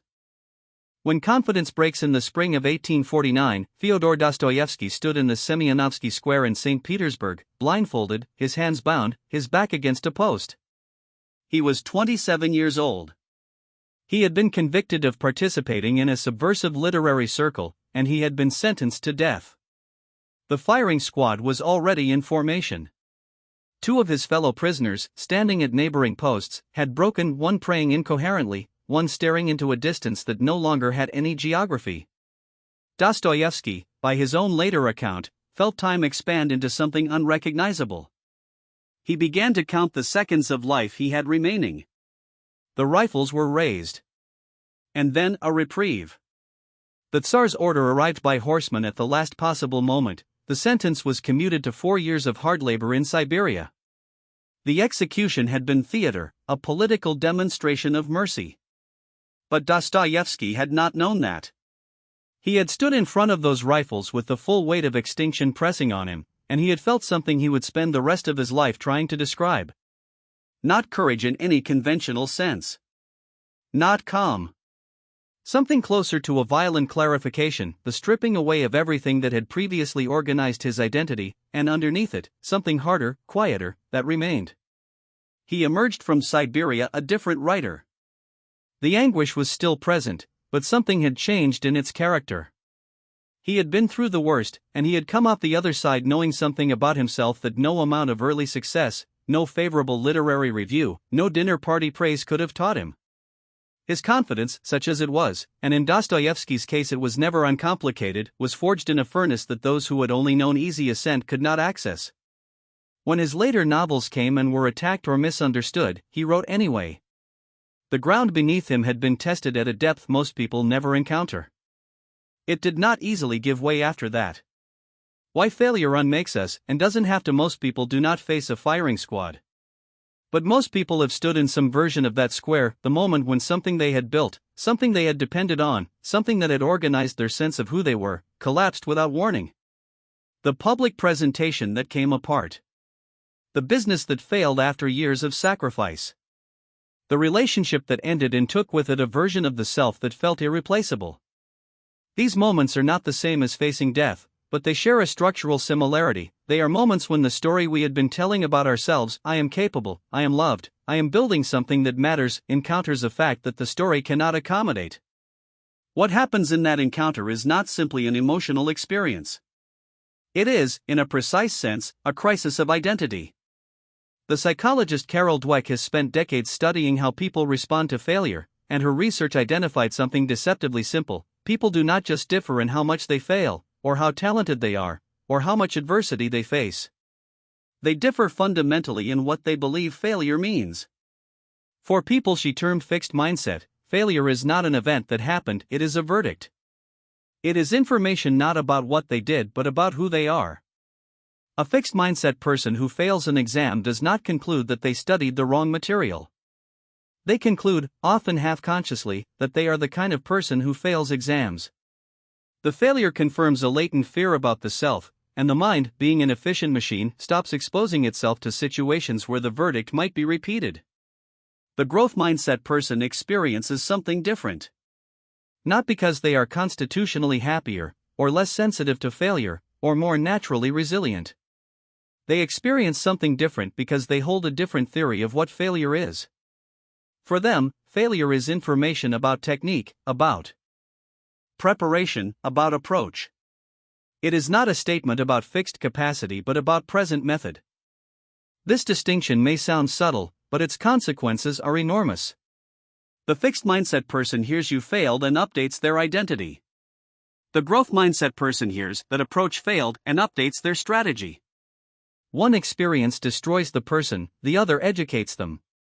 Dweck is careful, and this is what separates her work from its many lazy adaptations, to note that mindset is not a stable personality trait distributed at birth. It is a learned relationship with difficulty, one that can be changed. And the way it is changed is not through positive self-talk or the adoption of optimistic mantras. It is through deliberate practice of interpreting setbacks differently, often with the help of people who model that interpretation, and through enough accumulated experience of recovering from failure that the recovery itself becomes part of the self-model. The growth mindset is not a feeling. It is a skill. And like all skills, it requires repetition in conditions that are actually difficult. What survives the furnace? There is a concept in the psychological literature on trauma that has not yet made it fully into the public conversation, in part because it challenges some of our most comfortable narratives about suffering. The researchers Richard Tedeschi and Lawrence Calhoun spent years studying people who had endured genuinely catastrophic loss, serious illness, the death of a child, violent crime, war, and found that a significant proportion of those people reported not just recovery but what they could only describe as growth. Not in spite of the trauma, but in some sense because of it. They called this phenomenon post-traumatic growth. Post-traumatic growth does not mean that suffering is desirable, or that the loss was worth it, or that the person is glad it happened. It means something more specific, that the shattering of one's prior assumptions about the world, assumptions about safety, about fairness, about how one's own character would hold under pressure, can, when processed rather than avoided, produce a kind of knowing that easier experience does not. The person who has survived the worst knows something about themselves. They have data about their own resilience that the untested person simply cannot have, because the data only exists on the other side of the test. They have, as Tedeschi and Calhoun put it, a new narrative of the self, one that includes the break, and therefore one that is not threatened by the possibility of future breaks in the same way. This is what the people we most admire for their deep, quiet confidence often have in common. It is rarely that they have been spared. It is usually that they have been through something and discovered that they held. The poet Rainer Maria Rilke, writing to a young artist who was frightened of the difficulty before him, said something that has rarely been improved on: "I would like to beg you, dear sir, as well as I can, to have patience with everything unresolved in your heart and to try to love the questions themselves." He was not advising the young man to be comfortable with uncertainty. He was advising him to trust that the questions, lived through honestly, would eventually produce something that glib answers could not. The difficulty, in other words, was the education. None of this is to romanticize suffering. Many people go through catastrophic events and do not emerge with post-traumatic growth. They emerge diminished, or frozen, or chronically defended. The difference, Tedeschi and Calhoun found, is not primarily the severity of the trauma. It is the quality of the processing, whether the person engages with the meaning of what happened or spends their energy suppressing it. The furnace does not guarantee the steel. What you do inside it matters enormously. The difference between rumination and reflection after failure, the mind almost always returns to the scene. This is not pathological, it is the brain doing what it does, running the event through its modeling processes, trying to extract signal, trying to update its predictions for the future. The problem is that this process can take two radically different forms, and the difference between them is the difference between a person who recovers and a person who does not. Rumination is the replaying of failure without extraction. It is the loop, the conversation running again, the moment of collapse replayed in high resolution, the face of the person who witnessed your humiliation appearing unbidden at 2 a.m. Rumination is characterized by emotion without movement. The question it circles is, why did this happen to me, or what does this say about me? Questions that fold inward, that produce shame and self-indictment rather than information. Research by Susan Nolan Hoeksema, who spent her career studying the mechanisms of depression, found that ruminative thinking was one of the most reliable predictors of prolonged depressive episodes, not because it caused depression in a simple sense, but because it locked the mind in a processing mode that generated negative effect without generating resolution. Rumination is what happens when the failure becomes the story rather than a chapter of it. Reflection is different. It moves. It asks different questions. What specifically went wrong? What was within my control and what was not? What would I do differently, and is that something I could actually practice? What does this failure cost me, really, versus what did I fear it would cost me? Reflection requires a small but crucial act of distance, the willingness to look at the event from a slight remove, as though you were a reasonable friend examining your situation rather than the person inside it. This is not an act of emotional suppression. The feelings are fully present in reflection. But they are not the only faculty active. Reason is also in the room, asking what can be learned. The philosopher Seneca, writing to a friend about the nature of adversity, made a distinction that maps almost exactly onto the modern psychology. There is a difference, he said, between the man who has suffered a wound and cannot stop touching it, and the man who has suffered the same wound and asked the physician what he needs to know. Both men are in pain. One of them is learning something. The other is simply prolonging the pain, which he mistakes for a kind of loyalty to the gravity of what happened.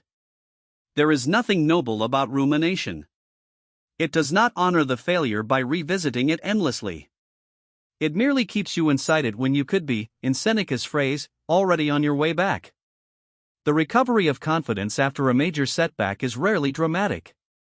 It does not happen in the moment of realization, the shower epiphany, the conversation that changes everything. It happens the way confidence was built in the first place, incrementally, through action, through the accumulation of small evidence that the person who failed is not only the person who failed. The writer who was rejected returns to the desk. The executive who was publicly wrong speaks again in the next meeting, more carefully but still present. The person whose relationship ended allows themselves, eventually, to be vulnerable with someone again. Not because the fear is gone, but because the alternative organizing one's life around the avoidance of the situation that broke them costs more than the risk of breaking again. Practical reflection: think of a specific failure that still has some weight when you return to it, not the largest catastrophe you have experienced, but one that carries a particular sting, one that you find yourself revisiting at odd moments. Ask yourself, when you return to that failure, what question does your mind circle? Is it a question about what happened, or about what it means about you? Notice whether you are ruminating or reflecting, and if you find you are ruminating, try to shift the question deliberately, not to minimize what happened, but to ask what information it contains. What, specifically, would you do differently? What did the failure cost you, versus what you feared it would cost you? And finally, what do you know about yourself now, having survived it, that you could not have known before? The answer to that last question is not a consolation. It is data about your actual capacity, the kind that only the tested person possesses. Quiet confidence. In the summer of 1940, during the worst months of the Second World War, a young British officer named Fitzroy MacLean was introduced to a man at a Cairo party who had been described to him as one of the finest combat commanders in the theater. MacLean had expected someone theatrical, the kind of officer who fills a room through force of personality, whose voice carries naturally to the back of any space. What he found instead was a slight, quiet man sitting in a corner who said almost nothing for most of the evening. He did not tell stories about himself. He did not perform his credentials. When he finally spoke, toward the end of the night, it was briefly and precisely, and the several people around him stopped their own conversations to listen. MacLean wrote in his memoir that this quality, the quality of not needing the room to know who he was the most striking thing about him. It was a kind of authority that did not announce itself. It simply was. Most of us have encountered this person. We have also encountered their opposite, the one who arrives first and leaves last, who monopolizes the conversation, who signals status through volume and frequency, who performs confidence so insistently that the performance itself becomes the primary thing in the room. We tend, culturally, to describe the second person as confident and the first as reserved, quiet, perhaps even shy. This is almost certainly backwards. What the second person is demonstrating, more often than not, is not confidence but its simulation, the exhausting, effortful work of convincing an audience of something they have not yet earned the right to believe about themselves. And what the first person is demonstrating, the person who sits quietly, watches carefully, and speaks only when they have something worth saying, is something rarer and more substantial. The question worth staying with is why we so consistently confuse the two. The extrovert ideal and the performance of self. The confusion is not accidental. It is, in large part, a cultural inheritance, one that Susan Cain documented with care in her 2012 book Quiet. Cain traces the emergence of what she calls the extrovert ideal through the early 20th century in America, a period when the country was shifting from a culture of character, in which a person's inner moral life was the measure of their worth, to a culture of personality, in which a person's social presentation became primary. The business culture of the new century demanded salesmen, orators, and performers. The educational culture followed. Dale Carnegie's How to Win Friends and Influence People, published in 1936, became one of the best-selling books in American history, a guide not to developing character but to optimizing surface. By the middle of the century, the outgoing, gregarious, self-promoting personality had become the default model of social and professional success, and the quieter person had been quietly pathologized, regarded as someone with something to overcome, a deficiency to correct. This cultural bias has consequences for how we understand and seek confidence. If confidence is defined primarily as a social performance, as comfort with rooms, as ease in self-promotion, as the ability to fill silence, then introverted people will perpetually feel that they are failing at it, even when they possess it in abundance. And extroverted people can perform its signs with great facility even when the inner reality is hollow. The result is a society that systematically mistakes loudness for assurance, talkativeness for authority, and social ease for genuine self-trust. We have optimized for the signal and lost track of what the signal was meant to indicate. The problem with performance is not merely that it is shallow. It is that it is structurally dependent. A performance requires an audience, and it requires the audience's cooperation. When the extroverted performer encounters an unresponsive room, silence, skepticism, an audience that does not confirm the self-image being projected, the performance collapses. What was mistaken for confidence reveals itself as need, the need for approval, the need for validation, the need for the room to reflect back a flattering image of the self. True confidence does not have this dependency structure. It does not require the room to validate it. It exists independently of whether the room is watching. Wu Wei, the power that does not announce itself. There is a concept in Taoist philosophy that points directly at what quiet confidence is, though it approaches the subject from an unexpected angle. The Taoists called it Wu Wei, usually translated as non-action or effortless action, and it describes a way of being in the world that is neither passive nor aggressive, but something more like a quality of alignment. The sage who embodies Wu Wei does not force things. He does not strain against the grain of reality, does not demand that the world conform to his will through sheer pressure of effort.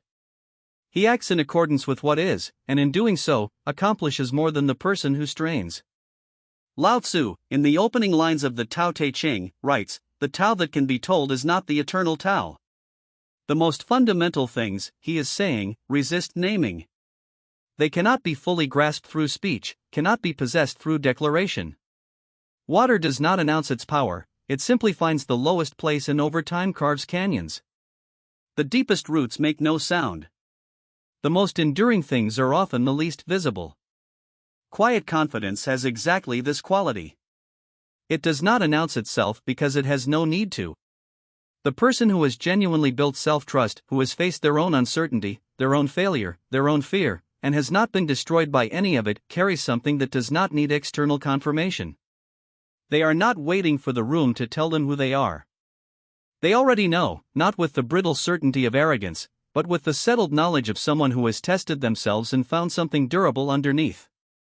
This quality is, paradoxically, far more perceptible to others than performance is. It registers as presence rather than projection. People in a room with someone like this often cannot explain why they pay attention when the person speaks. The experience is of weight without effort, of authority without insistence. The wu-wei of the genuinely confident person is that they are simply, completely there, and that is enough. This is also why the most genuinely confident people in history rarely felt the need to be the most prominent voice in the room. Abraham Lincoln was known for long silences at cabinet meetings, listening carefully before speaking rarely and deliberately. Georgia O'Keeffe lived in the New Mexico desert for decades, working in near-total solitude, indifferent to the art world's trends and approval, and produced a body of work that outlasted almost all of her contemporaries. The physicist Richard Feynman, brilliant and capable of great showmanship, nonetheless described his deepest confidence as arriving not from recognition but from the private pleasure of understanding something true. These are not people who lacked confidence. They are people who had it so completely that they had no particular need to advertise it. Equanimity, the ground that does not move at the center of quiet confidence, is a psychological quality that the Stoics called ataraxia, tranquility, freedom from disturbance, and that Buddhism names upekkha, usually translated as equanimity. Neither concept means indifference. Neither describes the flat, affectless calm of someone who is checked out, who has made themselves numb to protect themselves from suffering. Equanimity is something more active and more demanding. It is the capacity to remain grounded in turbulent circumstances, to be fully present to what is happening without being swept away by it. It is the difference between a boat that is tossed and sunk by every wave and a boat that moves through them, feeling every swell, registering every shift, but not losing its hull. Marcus Aurelius returned to this quality repeatedly throughout the Meditations, those private notes written to himself during military campaigns, amid plague and political crisis, while carrying the weight of governing the largest empire on earth. He did not describe equanimity as the absence of difficulty or feeling. He described it as a kind of interior infrastructure, a stable base to which he could return, regardless of what happened externally. "You have power over your mind," he wrote, "not outside events. Realize this, and you will find strength." The strength he described was not the strength of will or dominance. It was the strength of a mind that has learned to be its own ground. What builds this ground is not meditation alone, or philosophy alone, though both help. It is built, ultimately, the same way all genuine confidence is built, through repeated encounter with what is difficult, and repeated discovery that you survive it. The person who has never had their certainty challenged does not have equanimity, they have untested comfort, which is a very different thing. Equanimity is the residue left by difficulty honestly met. It is what remains after the fear has been felt and the action taken and the outcome, whatever it was, absorbed. It accumulates. And the person who has accumulated enough of it begins to carry that stability not just in moments of deliberate practice but as a kind of baseline, a resting state of settledness that is not shaken by ordinary turbulence. This is why quiet confidence is the most durable form of confidence available to a human being. It does not depend on things going well. It does not require external confirmation, social performance, or the applause of a room. It is self-sustaining precisely because it is built from the inside, from the accumulated evidence of one's own capacity to face what is hard and remain intact. Performative confidence, loud confidence, confidence as social projection, all of these are contingent. They require specific conditions to maintain themselves: receptive audiences, favorable circumstances, others who play along with the performance. Quiet confidence requires only the person themselves. And because it requires only that, it survives everything else. The sociologist Irving Goffman spent much of his career analyzing the self as a performance, the ways in which human beings are perpetually presenting managed impressions to those around them. His work is brilliant and largely accurate as a description of social life. But even Goffman acknowledged that there is something below the performance, a backstage self, less polished, more vulnerable, more real, that exists when the audience is absent. What most people mistake for confidence is the front stage performance. What quiet confidence actually is something that survives in the backstage, something that doesn't change depending on who is watching. That quality, the quality of remaining consistent whether or not anyone is looking, is perhaps the most honest definition of genuine self-trust. Practical reflection: find a circumstance in your daily life where you feel the pull to fill silence, with words, with reassurances, with performance of some kind. It might be a meeting, a social situation, a conversation where you feel slightly uncertain of your standing. For 1 week, resist that pull once a day. Say less than you feel compelled to say. Let the silence stand. Notice what happens internally when you do this. What are you afraid will occur if you do not fill the space? Notice, too, what actually occurs. Then ask yourself the deeper question: how much of what you call confidence has been, until now, a performance aimed at managing other people's perceptions, and what would it mean to need that a little less? What would remain if you removed the performance entirely? Building a confident life. In the last years of his life, the sculptor Auguste Rodin was asked by a young journalist what it felt like to finally have mastered his craft. Rodin had by then produced The Thinker, The Kiss, The Gates of Hell, works that had permanently altered what was thought possible in bronze and stone. He was in his 70s. He had been working for more than half a century. He looked at the journalist for a long moment and said, with something that may have been amusement, that he did not think mastery was the right word. Every morning, he told the journalist, he went to the studio not knowing whether the day would produce anything worth keeping. Every morning, the material resisted him. Every morning, he had to begin again from the beginning, not from where yesterday left off. He had learned, over 50 years, to be at peace with this fact. But the uncertainty itself had never left. He had not mastered confidence. He had mastered the practice of returning to it. This is the truth that the culture tends to conceal beneath its mythology of arrival. We are shown the finished sculpture, not the 10,000 mornings of doubt. We read the biography of the completed life, not the days when the work refused to yield. What we call a confident person is almost always someone who has made peace with the process, not someone who has been granted immunity from the process itself. The destination does not exist. There is only the practice, and the quality of attention you bring to it, and the life that accumulates almost without your noticing, from the long habit of showing up anyway. That is what this chapter is about. Not a technique for feeling more confident in the next week. Not a protocol for projecting authority in difficult meetings. But the deeper, slower question: what does it look like to build a life from which confidence can grow naturally, over years and decades, the way a tree grows from soil that has been prepared rather than forced? Identity, environment, and the long architecture of confidence. James Clear, in Atomic Habits, makes an observation that sounds simple but opens onto something profound. The most durable changes in behavior are not driven by outcomes or by willpower. They are driven by identity. When you believe yourself to be a certain kind of person, you act from that belief without friction, not because you are disciplined, but because the action is consistent with who you understand yourself to be. A person who identifies as a runner does not agonize over whether to lace up their shoes on a cold Tuesday morning. A person who is trying to run more negotiates that same decision every time it arises, exhausting exactly the cognitive resources they need for the run itself. Confidence operates in precisely this domain. So long as confidence is something you are trying to feel, a state you are chasing, a performance you are assembling, it will remain effortful and unreliable. The shift that makes confidence structural rather than situational is the shift from doing confident things to being someone who does hard things. It is subtle, but it changes everything. I am someone who acts despite fear is not a positive affirmation in the facile sense. It is an identity claim, and identity claims, when earned through repeated action, carry enormous motivational weight. When the fearful moment arrives, you are not deciding whether to be brave. You are simply behaving consistently with who you are. This identity is built, not declared. It is assembled, slowly, incrementally, from every instance in which you acted when you could have retreated, spoke when you could have stayed silent, tried when the outcome was uncertain. Each of those instances is what Clear calls a vote for the kind of person you are becoming. The votes accumulate. The identity solidifies.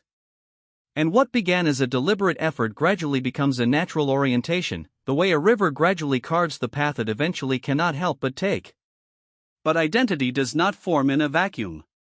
It forms in relationship with environment, and this is the second great architectural truth about building a confident life. The confidence researcher and psychologist Albert Bandura spent decades studying what he called self-efficacy, the belief in one's capacity to execute a specific task in a specific domain, and one of his most consistent findings was that efficacy beliefs are profoundly social. They are shaped by what he called vicarious experience, witnessing others like you succeed. They are shaped by social persuasion, being told, by people whose judgment you trust, that you are capable. They are shaped by physiological states that are themselves responsive to environment. The body that is chronically stressed, isolated, or underslept cannot access the same reserves of self-trust as the body that is regulated, connected, and rested. The people around you are not merely pleasant or unpleasant company. They are part of your cognitive and emotional architecture. A person who spends their days surrounded by those who doubt them, who minimize their contributions, who treat timidity as prudence and ambition as arrogance, will find their confidence depleted not because they are weak but because the environment is structurally hostile to its growth. Conversely, a person who places themselves in proximity to others who take difficulties seriously, who are honest about their own struggles while remaining committed to the work, will find confidence growing partly through contagion, through the simple witnessed reality that hard things can be done. You cannot fully control your environment, but you can be deliberate about it in ways that most people never are. This deliberateness is not selfishness. It is ecological intelligence. The same principle applies to the challenges you place yourself in, the habits you build across ordinary days, the small decisions that accumulate into a life's posture. Confidence does not grow primarily from grand tests of nerve. It grows from the texture of everyday engagement, whether you speak honestly in low-stakes conversations, whether you take on tasks whose outcomes are genuinely uncertain, whether you make and keep commitments to yourself even when no one is watching. The grand moments matter, but they are built on the foundation of the ordinary ones. Purpose, rest, and the conditions that make confidence possible. Viktor Frankl survived 3 years in Nazi concentration camps, including Auschwitz, and emerged not only physically alive but philosophically transformed. In Man's Search for Meaning, he recorded an observation that has never been adequately superseded: the prisoners who were most likely to survive were not necessarily the physically strongest or the most resourceful. They were the ones who had something to live for, a specific person, a specific work, a specific task that awaited them beyond the wire. Meaning, he argued, is not a luxury that suffering interrupts. It is the primary human resource that suffering can either destroy or, in the strangest way, deepen.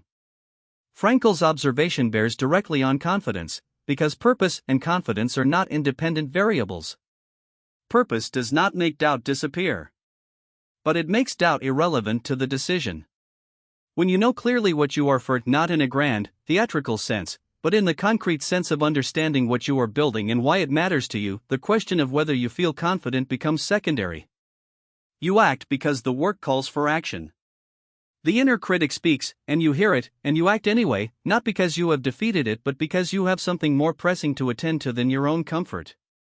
This is different from the forced positivity that tells you to focus on your purpose as a way of suppressing doubt. The doubt remains.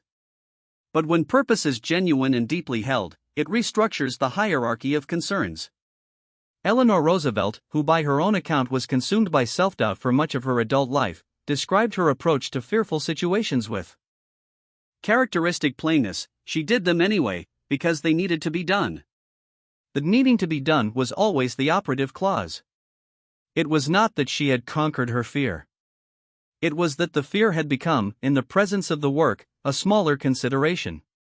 Finding and sustaining this sense of purpose is its own practice, not something that arrives fully formed, but something that is refined and clarified through engagement with the world. You rarely know in advance what will matter most to you. You discover it, partially, through action, through doing things and noticing what makes time disappear, through serving others and noticing what feels genuinely, rather than performatively, meaningful. Purpose and confidence are, in this sense, mutually reinforcing. Confidence allows you to engage more fully with the world, and full engagement reveals more clearly what deserves your confidence. The final condition, the one most consistently neglected by the ambitious, is rest. Not the passive rest of exhaustion, collapsing because you have no choice, but the active rest of genuine recovery, sleep that is protected, solitude that is sought, reflection that is regular, leisure that is real. The culture worships striving. It tells you that confidence is built through relentless effort, through the compression of rest into productivity, through treating every unscheduled hour as a failure of initiative. This is not only wrong but physiologically illiterate. The neuroscientist Matthew Walker's research on sleep has demonstrated, with unambiguous clarity, that the sleep-deprived brain operates with measurably impaired executive function, emotional regulation, and risk assessment, precisely the capacities that confident action requires.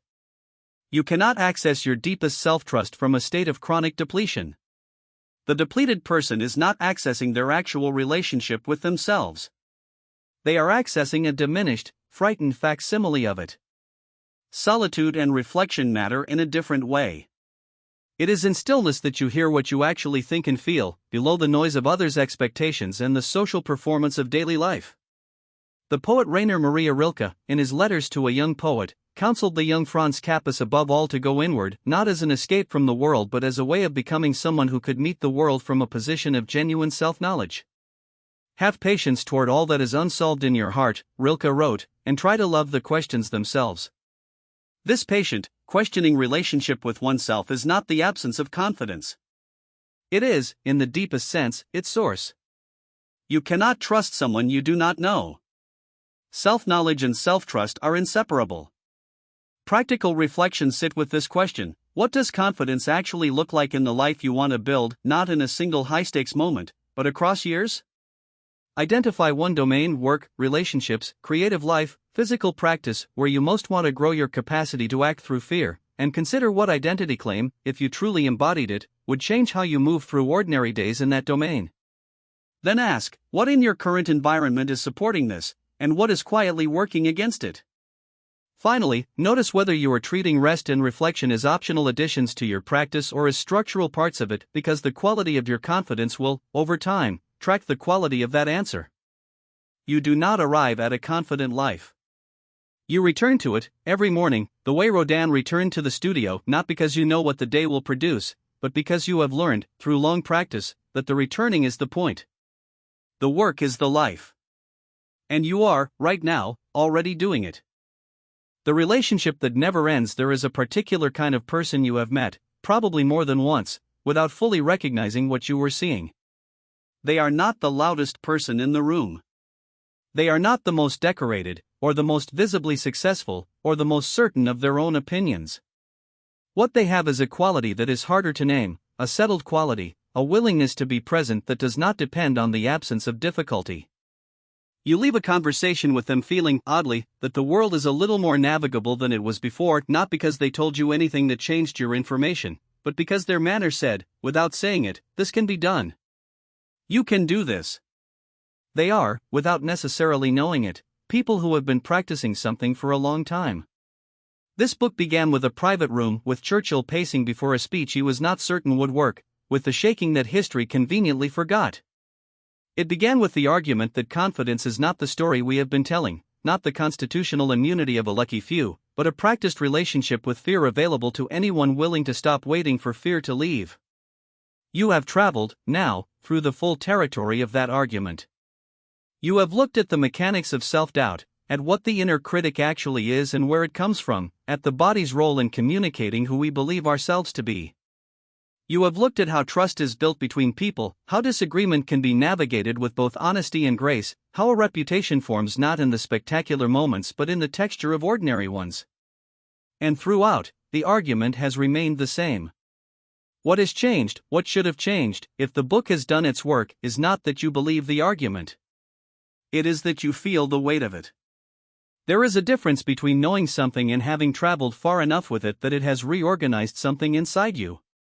This conclusion is not trying to add to what you know. It is trying to name what the journey has been. Here is what you should understand, clearly: before you close this book, you will still feel doubt. You will still, at the threshold of things that matter to you, experience the familiar contraction, the question that sounds like, who do you think you are? You will still, in some rooms, feel smaller than you wish to feel. You will still, on some mornings, question whether the effort is worth it. None of this will stop. And this is not a failure. It is not evidence that you have misunderstood what confidence is, or that you are constitutionally incapable of building it. It is proof that you are alive. It is proof that you are still choosing to do things whose outcomes are not guaranteed, still pointing yourself at territory where something real could go wrong. The moment you stop feeling that is not the moment you become confident.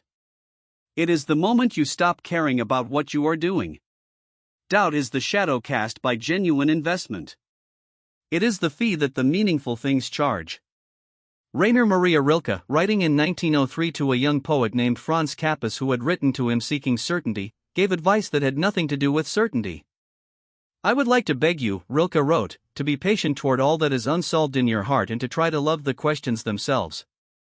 Not to answer them. Not to wait until they are answered before acting.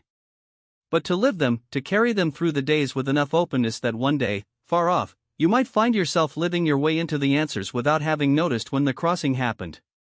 Rilke was talking about the art of writing, but he was describing something far larger, a stance toward human experience, toward the irreducible uncertainty of a life lived forward. This is what confidence, at its deepest, requires. Not answers. Not certainty. The willingness to act while the questions are still open, to move through the unresolved with enough trust in your own capacity. To meet whatever emerges that the unresolved does not become a reason to stop. This is what it means to practice the relationship. Not to master it. Not to arrive at some point where it no longer requires tending.